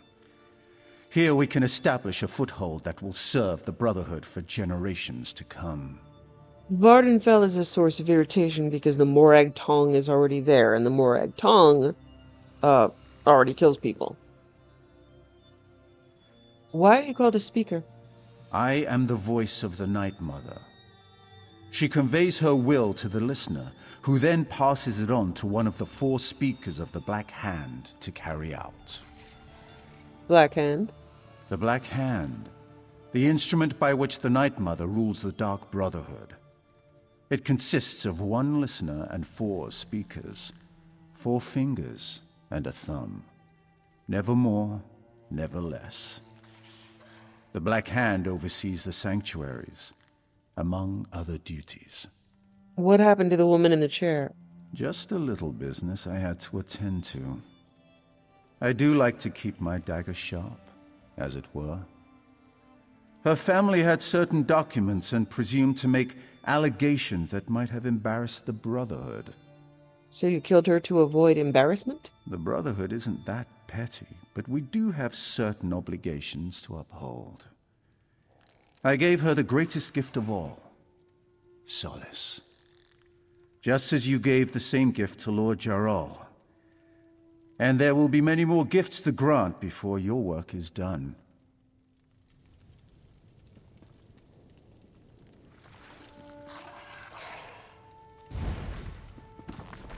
Yeah, exposing a terrible evil.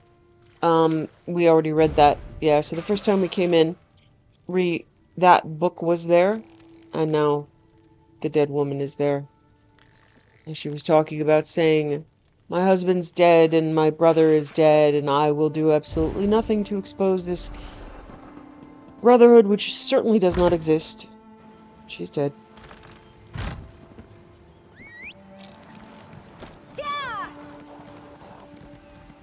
Okay, now we can enter the sanctuary.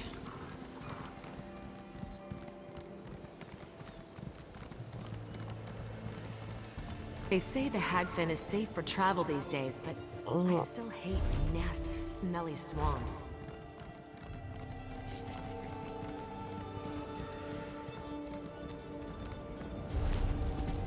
And it's right up there.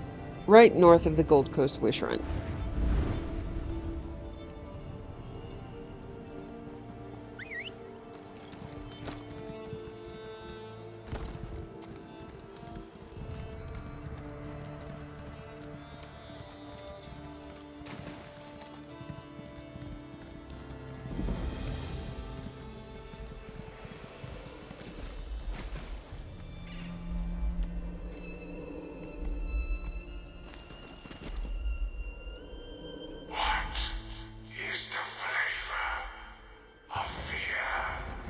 Sublime, my brother.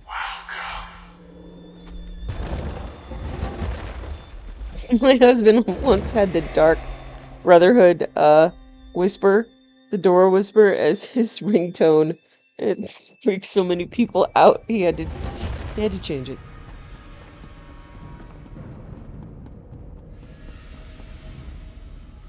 A glint in the night. I'm Max Acorant, dealer in rare antiquities. Of all the tools available to an assassin, one weapon truly stands out as unique to the brothers and sisters of the Dark Brotherhood, known as the Blade of Woe and obliquely as the Night Mother's Kiss. The otherwise simple dagger is a symbol of their order, an icon of their dark patrons. Dagger, named for the apocryphal blade wielded by the Night Mother when she supposedly sacrificed her own children, is made available to the devotees of the Dark Brotherhood to carry out their grisly work. I've heard conflicting reports that the entire Brotherhood somehow shares a single blade, that each individual weapon is crafted upon the pattern of the original. I suspect the latter is closer to the truth than the former, but the legend persists. The Blade of Woe, sacred to the Dark Brotherhood's patron deity, the dread Father Sithis, supposedly contains a special power to send the souls of those it kills directly to the void. My own studies of similar artifacts have found no evidence of any such magicka. It's possible only a follower of Sithis can invoke these alleged properties, but I find it more likely that the blade simply holds special religious significance to its wielder, but no practical application in these regards. And since the victims of the Dark Brotherhood meet their ends in every way imaginable, including by poison and sabotage, they must believe, at least, that every death they inflict somehow finds its way to Sithis. Given the secretive nature of the Dark Brotherhood, acquiring information is all but impossible, and research on the subject is suspect at best and extremely hard to come by. I hope that by bringing this topic out into the open, other diligent scholars will investigate these mysterious killers and help to remove the shroud of mystery that summons their beliefs and act. Intentionally cut off here.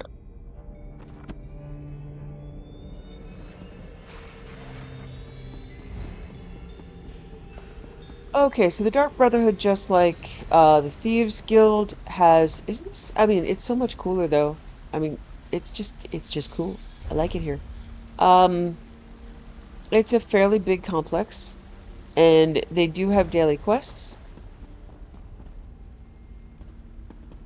A kiss, sweet mother.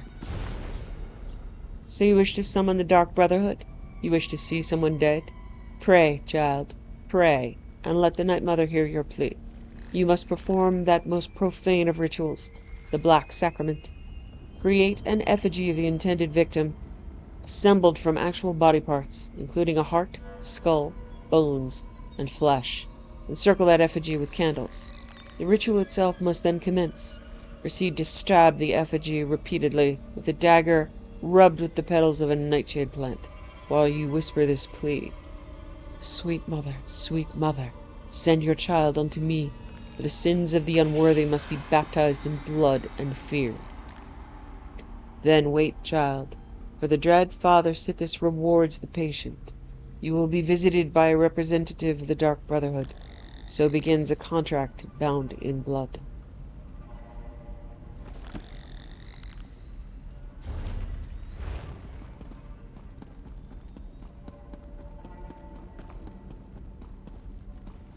Okay, that book will become active later. I'm pretty sure some of these books aren't available yet. This room down here that we were just in, eventually we'll have someone to give daily contracts, and Tyrannus will be up here to give daily quests also. I will not be doing those because I hate them, and I've done approximately, to my count, at least 2 million of them, and I don't want to do them again. I might have to for this quest line, but not voluntarily. You must be the new initiate. The speaker sent word that you were on your way. I'm the matron of this sanctuary. Obey me without question, and I'm certain we'll get along just fine. Of course, matron. And this is for you, shrouded armor, the uniform of the Dark Brotherhood. You're one of the family now. You might as well look the part.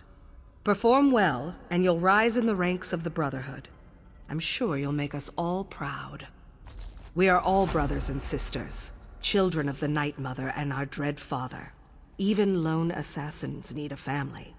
Introduce yourself to the others. They can provide advice and information. even support for your more challenging contracts.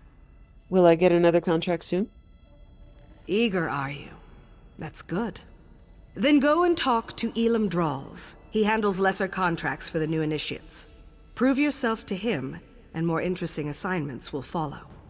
Welcome to the family. Explore the sanctuary, meet the others, at least the ones currently at home. I believe Green Venom Tongue, Kor, Hildegard, Mirabelle, Simbar, and Tannic are available. When you're done, Elam should have a new task for you to accomplish. Tell me more about yourself, Matron. The past isn't something we talk about here. For most of us, our lives didn't really begin until we were called to serve the Night Mother. And I was called at a very early age. Have you always been the matron of this sanctuary? No one joins the Brotherhood and immediately steps into a position of power. That's not how we do things. I had to prove myself, show that I was dedicated to the Night Mother and her tenets. I served for many years before I earned my title. Did you advance through the ranks in this sanctuary? The sanctuary has always been my home in the Brotherhood, if that's what you're asking. I've seen the Gold Coast change over the years, but that's enough questions about me. I wouldn't want to think you were taking my measure for some reason. I heard something about a Dark Brotherhood member being murdered. Where did you... Oh, they were discussing that at the Noble's estate, were they? Bastards! It's true. Someone has been killing our brothers and sisters. When the hunters become the hunted, it's like the world has gone askew. Any idea who the murderer is? We're investigating the matter. It's not unusual for our pasts to catch up with us, and it's not like we have a shortage of enemies. We'll learn the identity of this killer, and then there will be a reckoning. Who would dare challenge the Dark Brotherhood? True. Few have the audacity to openly oppose us, but there are many who would love to see the Brotherhood abolished. This feels different. Stay vigilant. Keep your eyes open and report anything you notice as you execute your duties. How do I advance in the Brotherhood? A little ambition is good for the soul, but only a little. Complete the contracts assigned to you. It's as simple as that. Every life you send to Sithis pleases the Night Mother and raises your profile. Complete enough jobs, and you'll be rewarded. What happens as I advance? We'll trust you with more difficult contracts, assign you more high-profile targets. The awards are greater, and we'll ask you to help with matters of importance to the Brotherhood. But don't get ahead of yourself. Start with Elam's contracts first. Okay.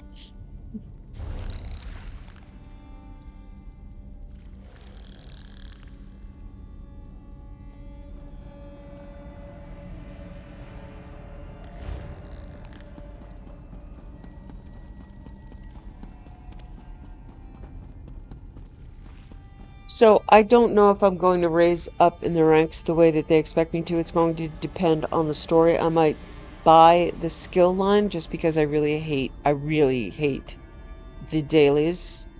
We'll see. It might be just like, I don't remember. It might be like the Thieves Guild where it's a daily thing that's possible, but it's not necessary to do the story. We'll have to see. The Blade of Woe. Observations by Green Venom Tongue. Blade of Woe. My happiest day since emerging from the egg was when the speaker granted me access to this superb weapon. Where does the Blade of Woe go when it's not in my hand? My brothers and sisters assume we share a single weapon, but how can such a thing be? It has never not appeared when I called for it. The mysteries of our dread father, I suppose. Nothing is more satisfying than performing a perfect kill with a perfect blade. Tannic followed me once when I went to complete a contract. He tried to call for the Blade of Woe at the exact moment that I needed it. His attempt at a prank failed, but the twin kills we completed were most impressive. I asked a speaker once if I could sheath the Blade of Woe in my own scabbard. She said the blade's scabbard was sacred, and I wasn't fit to possess such a thing. She knows me too well. The Blade of Woe sends souls severed by its sharpness to the void, but so does poison, my sword, a dire wolf's jaws, and a perfectly timed falling boulder. Even so, I prefer to wield the blade when I can. Hail, Sithis. I notice the Kor rarely calls for the Blade of Woe. He seems to prefer to make his kills more challenging by actually engaging in prolonged battles with his targets. Does this make Kor a bad assassin? Probably not. But to each his own, I suppose. Ah, I heard we had a new initiate on the premises. I was just checking my notes and realized the details concerning you are sorely lacking. We'll need to rectify that before too long. The matron suggested I introduce myself. She did. Interesting. I wonder what she's planning this time. Well, I'm certain everything will become clear, eventually. Even you, I suppose. Why do they call you Green Venom Tongue? Aren't you familiar with the cherished Black Marsh custom? Consuming various venomous concoctions to bolster our natural immunity? I drank so much my tongue turned green. Ha! The new initiates fall for that every time. It's nice to meet you. And you as well, Initiate. I look forward to interviewing you at length when you have some time. For my journals, of course. I keep meticulous records. I'll help you, you'll help me. Isn't that what the Bretons call a win-win? I'd like to know a bit more about you. What more could you possibly need to know? I am a shadow scale. My life begins and ends with the Dark Brotherhood. What's a shadow scale? I could have sworn I explained this before. Let me check my notes. Well, like other Argonians born under the sign of the Shadow, I was taken upon hatching and trained to be an assassin. That makes me a good killer. A very good killer. Do you like living here? What an intriguing inquiry. Attempting to ascertain if I actually like it here, or something more subtle. Well, like or dislike is meaningless. I serve the matron as I served my former sanctuary. And as I served Black Marsh when called upon. Former sanctuary? The river carries us where it will, and that's all I prefer to say about that at this time. I was there, now I am here. As are you, Initiate. Is there actually something about me in that book? Perhaps, depending upon what you mean by something and me. Rest assured, whatever musings and observations I record herein are strictly confidential. Any advice you want to share with a new recruit? Now this one I know I've written down. Study the 5 tenets. Learn them. Memorize them. Live them. There's a copy in the sanctuary, someplace. I'd let you look at this one, but I don't let anybody read my journals. That would be inadvisable. I see. Anything else? Such a curious mind. Then listen carefully, Initiate. Contracts must be taken seriously. Always obey the matron's instructions to the letter. And don't get yourself killed. Though that probably goes without saying.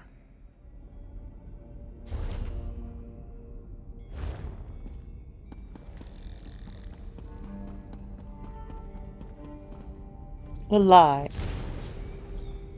Dearest mother, I remember your name. I have surrounded myself with lying liars, and have become a liar myself. But in my lies, I see the manifestation of your domain as clearly as the blood we spill in the shadows of a secret murder.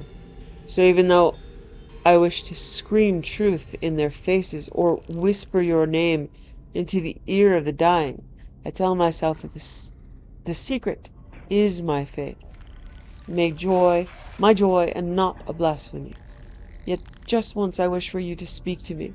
Why not me? I have listened for you always.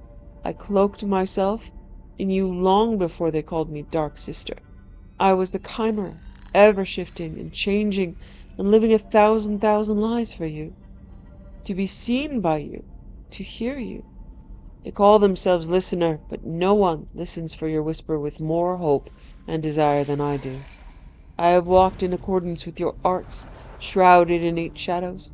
I have lived lies and ended lives, not for the dread father, but for you. They call themselves speakers, but no one has spoken your words with as much conviction as I do.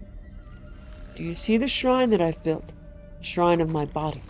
Every face a lie, the envy both elicited and felt, the mastery of seduction, the embrace and instillment of fear, the betrayal of family and truth, the murder of others, the murder of self, the insatiable want, the fury I feel and release and feel again at you, when all treasures are nothing but lies. Dearest mother, I remember your name, but I will speak the lie and love the lie if you wish. Perhaps that is your lesson. Treasure is the lie.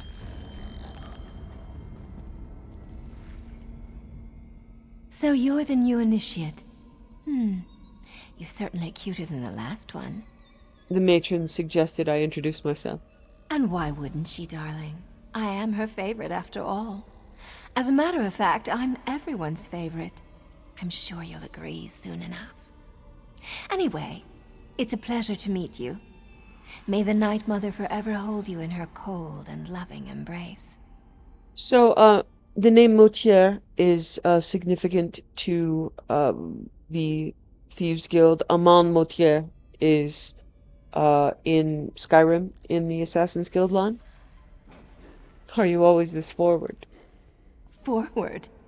Believe me, this is my shy and unimposing side. After all, we wouldn't want to give my beloved Thimbar the wrong idea, would we? Find me later, and I'll show you what forward really looks like. Later? Where would you like me to meet you? Oh, you really are too easy, my darling. I'm just having fun with you. I suppose I get that from my family heritage. The Motiers are rich, powerful, and blessed with good looks, and a wicked sense of humor. Just play along and enjoy. You come from a noble family? Oh, there's nothing noble about my family. But I left that all behind. The wealth, the boredom, the servants waiting on me hand and foot. One day, I strangled my handmaid with a golden chain. And here I am. Life in the Brotherhood suits me. What should I know about the Dark Brotherhood? You shouldn't know anything, darling. We're a secret organization, after all. I suppose I can tell you that we serve the Night Mother. Her cold embrace binds us together. Never dishonor her. Our contracts aren't mere tasks. We carry out her will. Still not sure how all this works. Sweet mother, send your child unto me, for the sins of the unworthy must be baptized in blood and fear. These words, as part of a complex ritual, form the Black Sacrament, the means by which those in need pray to the Night Mother. And we consider that to be a contract? Our mother hears the prayer and whispers to the listener. The listener sends a speaker to arrange the details and create the contract. Then the speaker selects an assassin to carry out our mother's will. It's more than just a job. It's a calling. Sounds like the Brotherhood worships the Night Mother. This just got much too serious for my taste, darling. Let's talk about something, I don't know, more decadent. Like how I'd be nibbling on your ear if Thimbar wasn't here. He's watching, isn't he? Maybe a little nibble is in order, So there have been other recruits lately? A few. The speaker sends new initiates to the sanctuary every so often. New blood, you understand. Before you, there was a charming young lad from Glenumbra. Van something, I believe. A shame, really. He was too scrumptious to die so soon. I heard that a few members have been murdered. Mind your tongue, Initiate. We're the murderers, not the victims here. But I suppose the circumstances were somewhat unusual. Someone left Van pinned to the wall of the inn in Kvatch, held up with multiple daggers. When I find the villain... Sounds like someone's hunting the Brotherhood. You don't hunt the hunters. The Brotherhood hunts you. Anything else is a crime against the natural order. But enough of this dark talk. We're just working ourselves into a tizzy. I'd much rather get excited about something more enticing.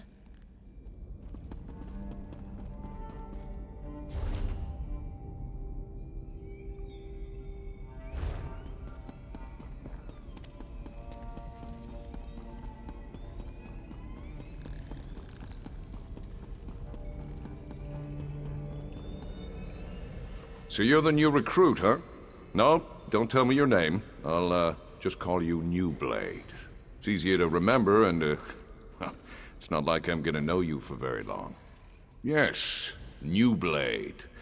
That's so much better. Why don't you think I'll be around for long? Oh, I didn't mean to offend you. I just believe in full disclosure.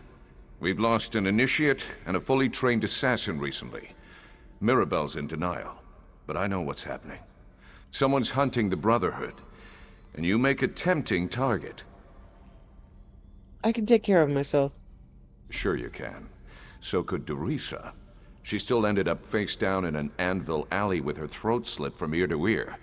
Whoever murdered her has some impressive skills. I'll give them that. Stay sharp, New Blade. We're not alone in the shadows anymore. So what's your story, Tennick? Oh, it's a long and sordid tale, full of romance and daring do. Or if you prefer the short version, I was apprenticed to a smith in Sentinel. Loved the trade, hated my master. He liked to hammer more than just metal. When I had enough, I killed him. And that's how you came to the Brotherhood? Oh no, that was just the beginning of my story. I was young and stupid back then. I ran, but apparently not far or fast enough. Got to spend some quality time in a Hammerfell dungeon for my actions. 8 years, if I recall correctly. That sounds terrible. Well, it wasn't sunshine and camel milk, but I survived. Met some people, learned some lessons. When one of the guards got slumpy, I was ready to act. Simple as that. Of course, my old life was over, but at least I was free. So how'd you wind up in the Brotherhood? Hey, I had to make a living. I was branded as a killer, so killing was what I did. Worked for the crime boss Bashira for a while. Then I had a visit one night. The speaker scared the piss out of me, but I couldn't refuse his generous offer. Anything else I should know about the Brotherhood? The Dark Brotherhood has been good to me. They taught me to focus my anger, to let the Dread Father work through me. I have a home, an income, and a set of rules to live by. Life makes sense to me here in the Sanctuary. There are rules? Oh, New Blade, there are always rules. The trick is to learn what they are before you get your hand caught in the sweet roll box. For us, it's all about the 5 tenets. I'm sure there's a book about them somewhere in the Sanctuary. Tell me more about the murders of our brother and sisters. Dorisa and Van. One was an experienced assassin who knew her business.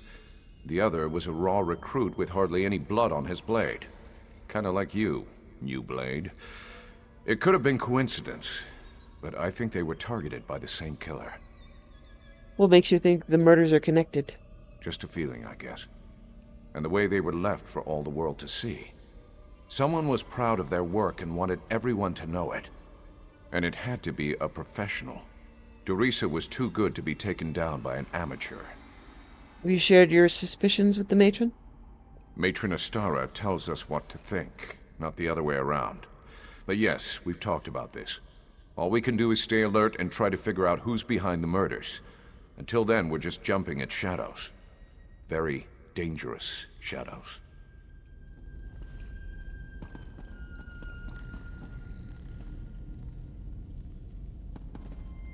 The Black Hand by Gian Alini, chronicler at large.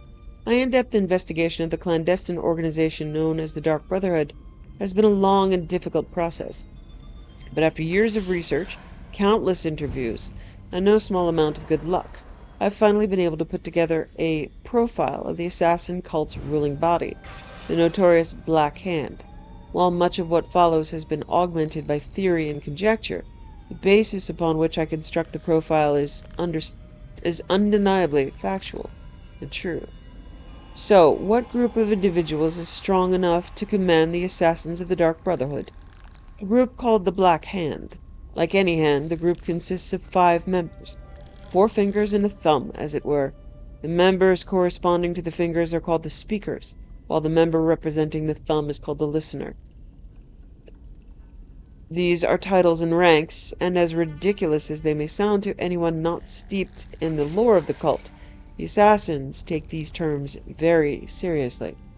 Now, I need to explain an even stranger concept. It will sound unbelievable, and it may very well be nothing but a legend used to keep the lesser assassins in line. But from everything I've been able to uncover, the cult holds fast to the concept. They claim that a near deific figure, known as either the Shadow Matriarch, the Dark Woman, or the Night Mother, leads the Dark Brotherhood. Apparently, no one ever sees this Dark Woman. Instead, she whispers commands to the listener, who then selects one of the speakers to pass the commands along. And yes, most of these commands relate to murder. What does the listener hear? Details, as you can imagine, are sketchy, but an educated guess allows us to assume that the Dark Woman provides either the name of the client or the target that's been named for the kill.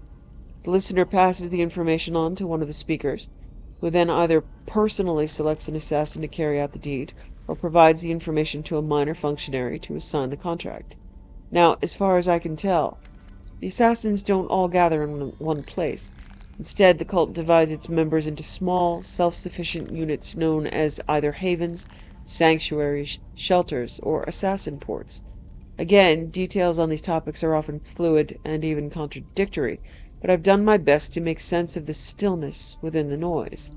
The leader of these havens, which seems to be established in specific geographic locations to spread the assassin's reach far and wide, is either called a dame or a matron, although one source referred to her as a widow. The other names were much more common in my research. The speaker can pass along orders to this subordinate and have her select the assassin best suited to carry out the deed. Finally, I was able to ascertain that each speaker commands a personal assassin. For truly special missions, I can only assume, I'm not sure if these personal assassins are considered wrists or knuckles or some other body part, but I did learn that they are possibly granted the title of quieter or maybe husher or even silencer. Something menacing and ridiculous like that. These are supposedly the best of the best, master killers without peer. Whether they constitute as members of the Black Hand or not, I was never able to determine, nor did I come across information concerning how they receive their orders. The Dark Brotherhood, the Black Hand, melodramatic names for a demented cult of killers, but they are killers, all the same.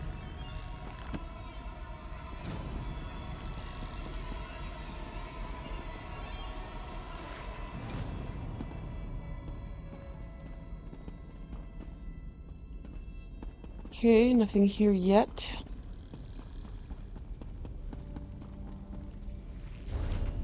It's all right, little one. Just a new smell. Your new brother or sister must be here. Do you want to meet them? Ah, my favorite NPC isn't here just yet.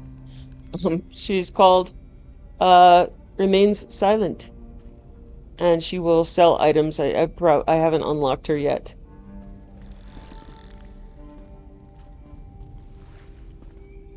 Okay. Is a book? No book just yet. Oh, wait. Yes, book. Silver Werewolf. Story by Hildegard. One day, while hunting for rabbits on the slopes of Mount Trollhättan, the silver werewolf flicked her ears at the sound of mournful sobbing in the wind. Never one to ignore suffering, the silver werewolf threw her line of rabbits across her shoulders and lumbered toward the sound.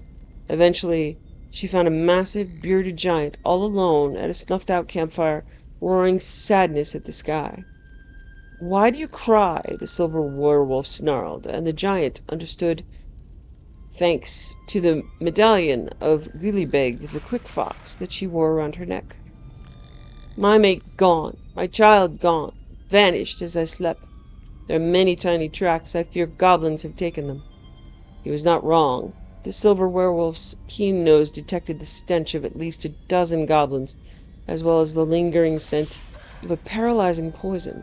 The giant's family was not dead, but they soon would be, slaughtered to feed the hungry goblin tribe.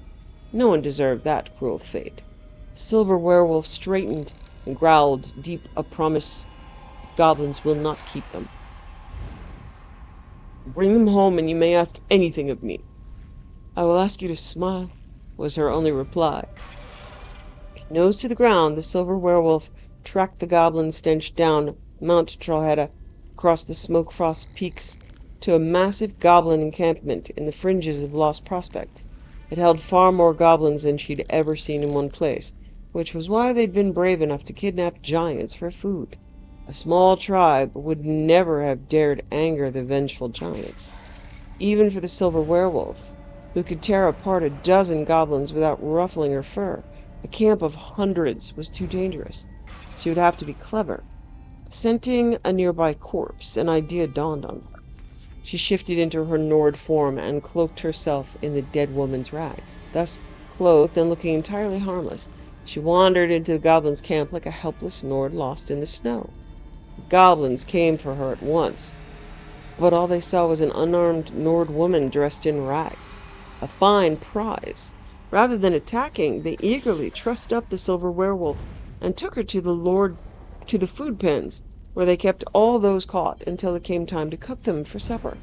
Once there, they threw the silver werewolf into a makeshift wooden cage and left her to freeze to death in the cold.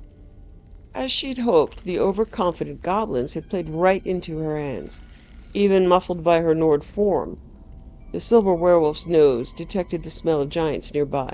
Now, all she had to do was wait until dark, and make her escape with the giant's family and any others who wished freedom. Dark fell, and the goblins grew sleepy, leaving only their trained Durzogs to prowl the edges of the food paddocks. It was a bad night for hunting, but a good night for sneaking, as clouds crept in to obscure the moon. The silver werewolf shifted forms in the dark and quietly snapped the bars of her wooden cage, while those bars would cage Nord, they were no match for her bestial strength. Silent as a shadow, the silver werewolf prowled the food paddocks until her keen nose detected one with giants inside. Just as quietly, she opened it, crept inside, and slashed the bonds holding down the giantess and her little one. "Your loved one waits where you left him," she whispered in a low growl. "Thank you, Moon-Kissed. We will see him again, or die trying." On her way out, the silver werewolf spotted another paddock filled with Nords, moaning with piteous cries. Despite her distaste for those wolf killers, animals who killed for sport and not for food, she knew they could be useful in their own way. "Hunt now," she snarled to the giantess as she tore into the Nord paddock, snarling and drooling as she menaced them with her claws. Screaming Nords burst from their cage in all directions, alerting Durzog and goblin alike. In the commotion, the silver werewolf found the giantess and led her toward the camp's edge. Goblins challenged them, but were cut down by the silver werewolf's claws and teeth, or smashed by the dozens at the hands of the vengeful giantess. Soon only the Durzogs pursued them, but one deafening howl from the silver werewolf sent the coward dogs skittering back to their masters. A number of Nords had escaped as well, the silver werewolf saw, and she had no doubt they would return to force to smash the goblins soon. That is what Nords did, and this time only the silver werewolf wished them luck.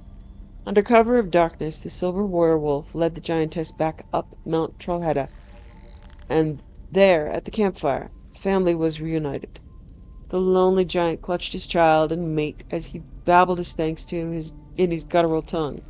How can I repay you?" Thinking of her own pups, she repeated, "I will ask you to smile, so I can see how you treasure them above all else." And he did.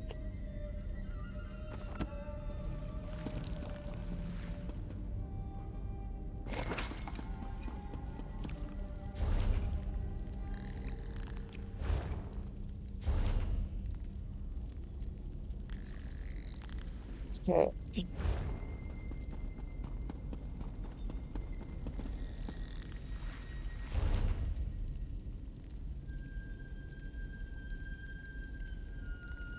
I don't see where Kara and Hildegard are.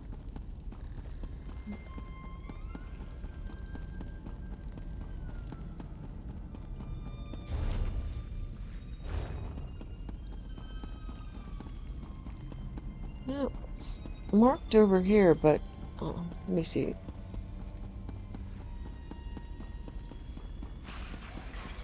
It's all right, little one. Just a new smell. Your new Come on now, Hilda. Don't be shy. Ah, okay. Sorry. She can be skittish around strangers.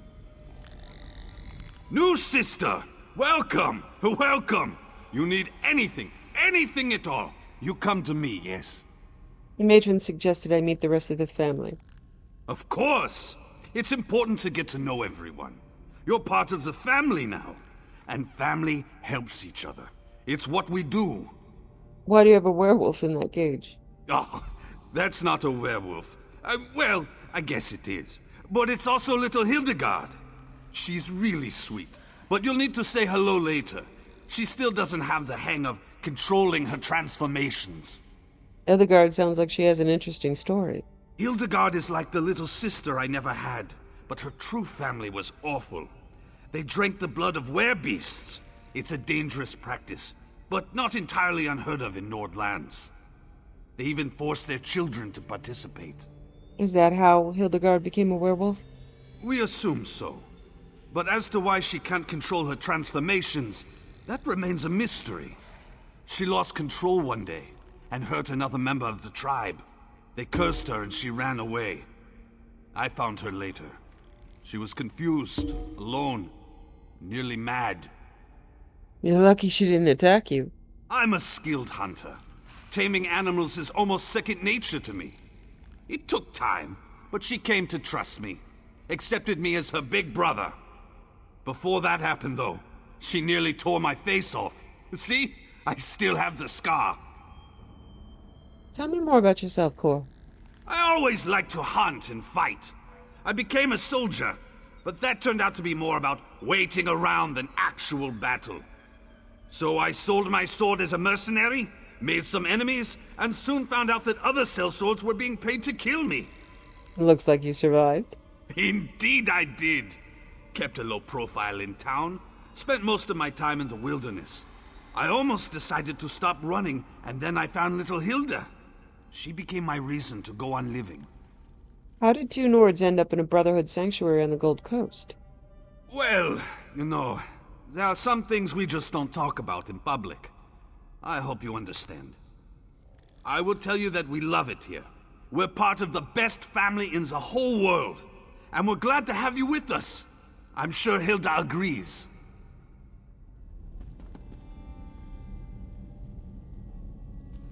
There's Hilda.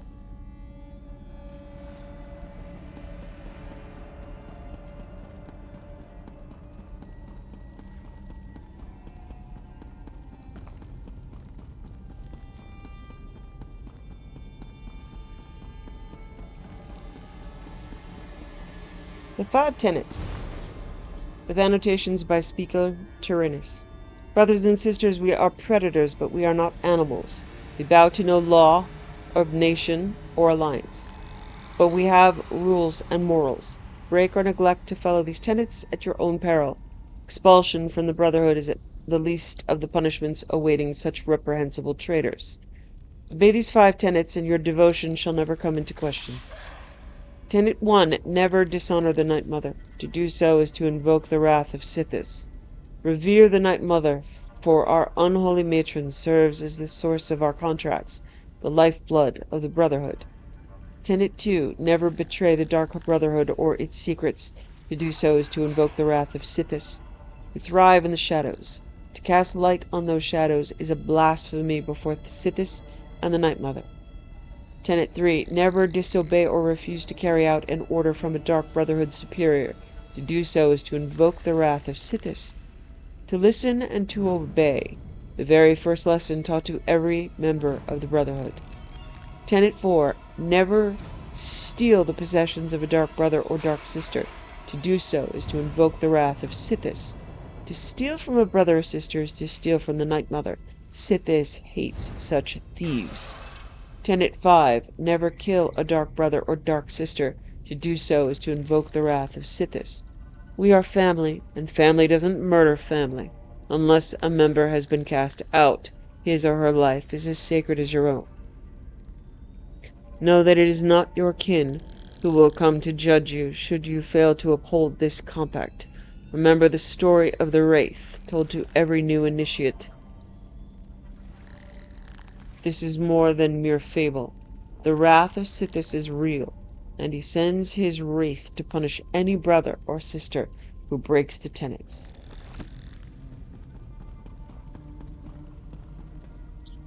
Gold Coast Notables. A report prepared by Mirabelle Motier for her brothers and sisters. Matron Astara asked me to collect a few thoughts and salient facts about the movers and shakers of the Gold Coast, specifically the most important people who we might have to deal with at some point in the future. Now, that doesn't mean we have to kill these people. We might have to work with them, or request a favor, or no, we'll probably have to kill them. That's usually what we do.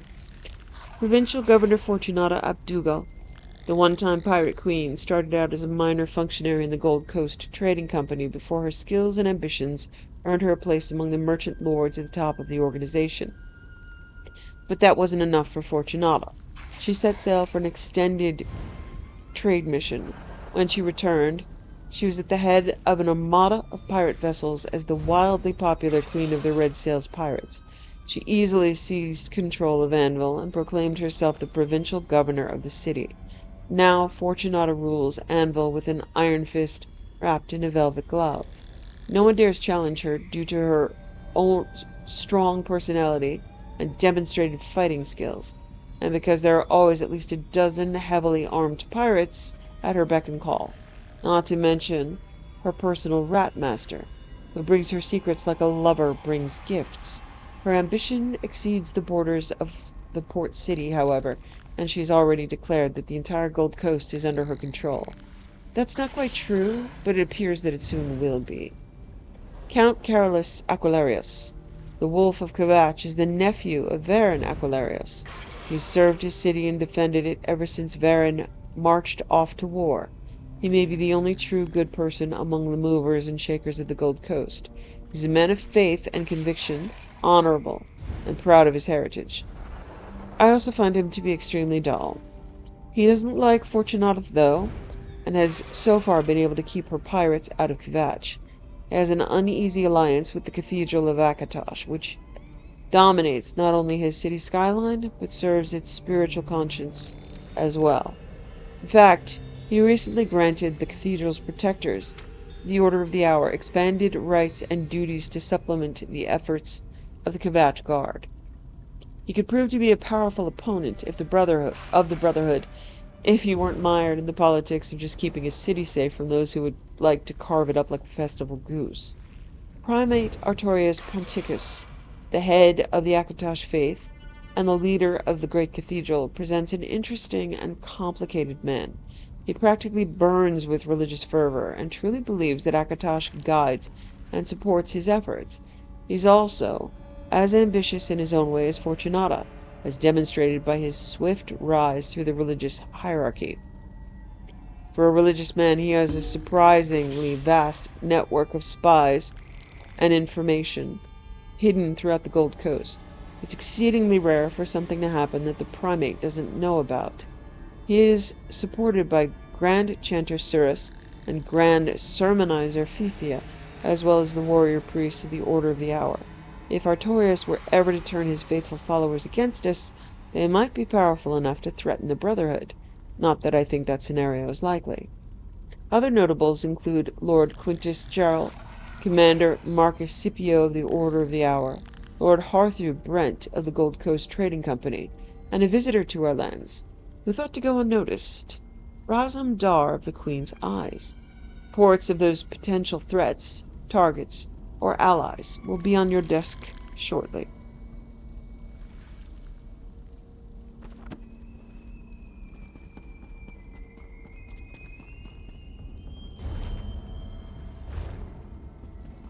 Okay, we're back at the entrance. And over here is Elam.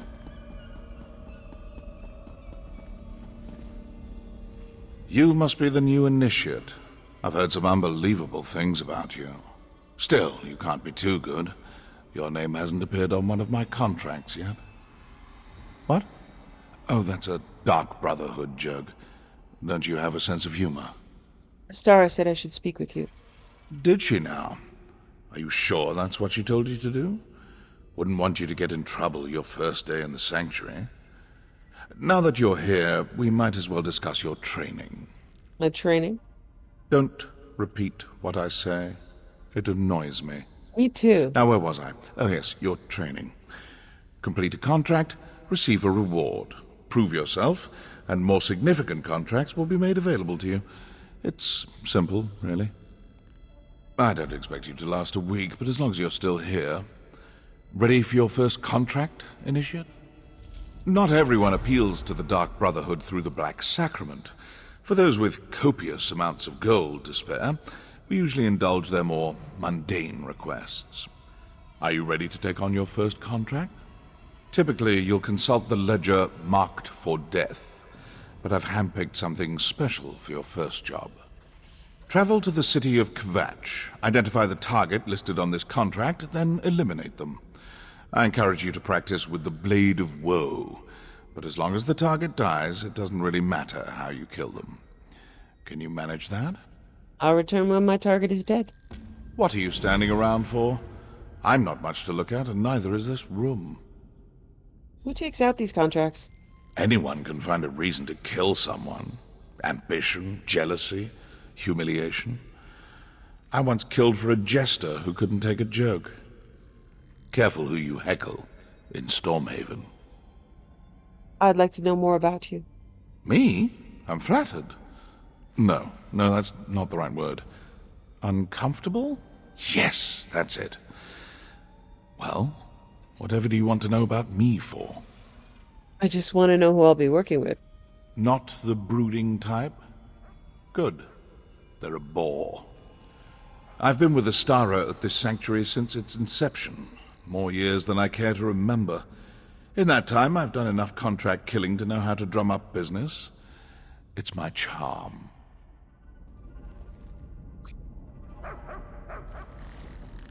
So, that is the sanctuary. And look at that beautiful window.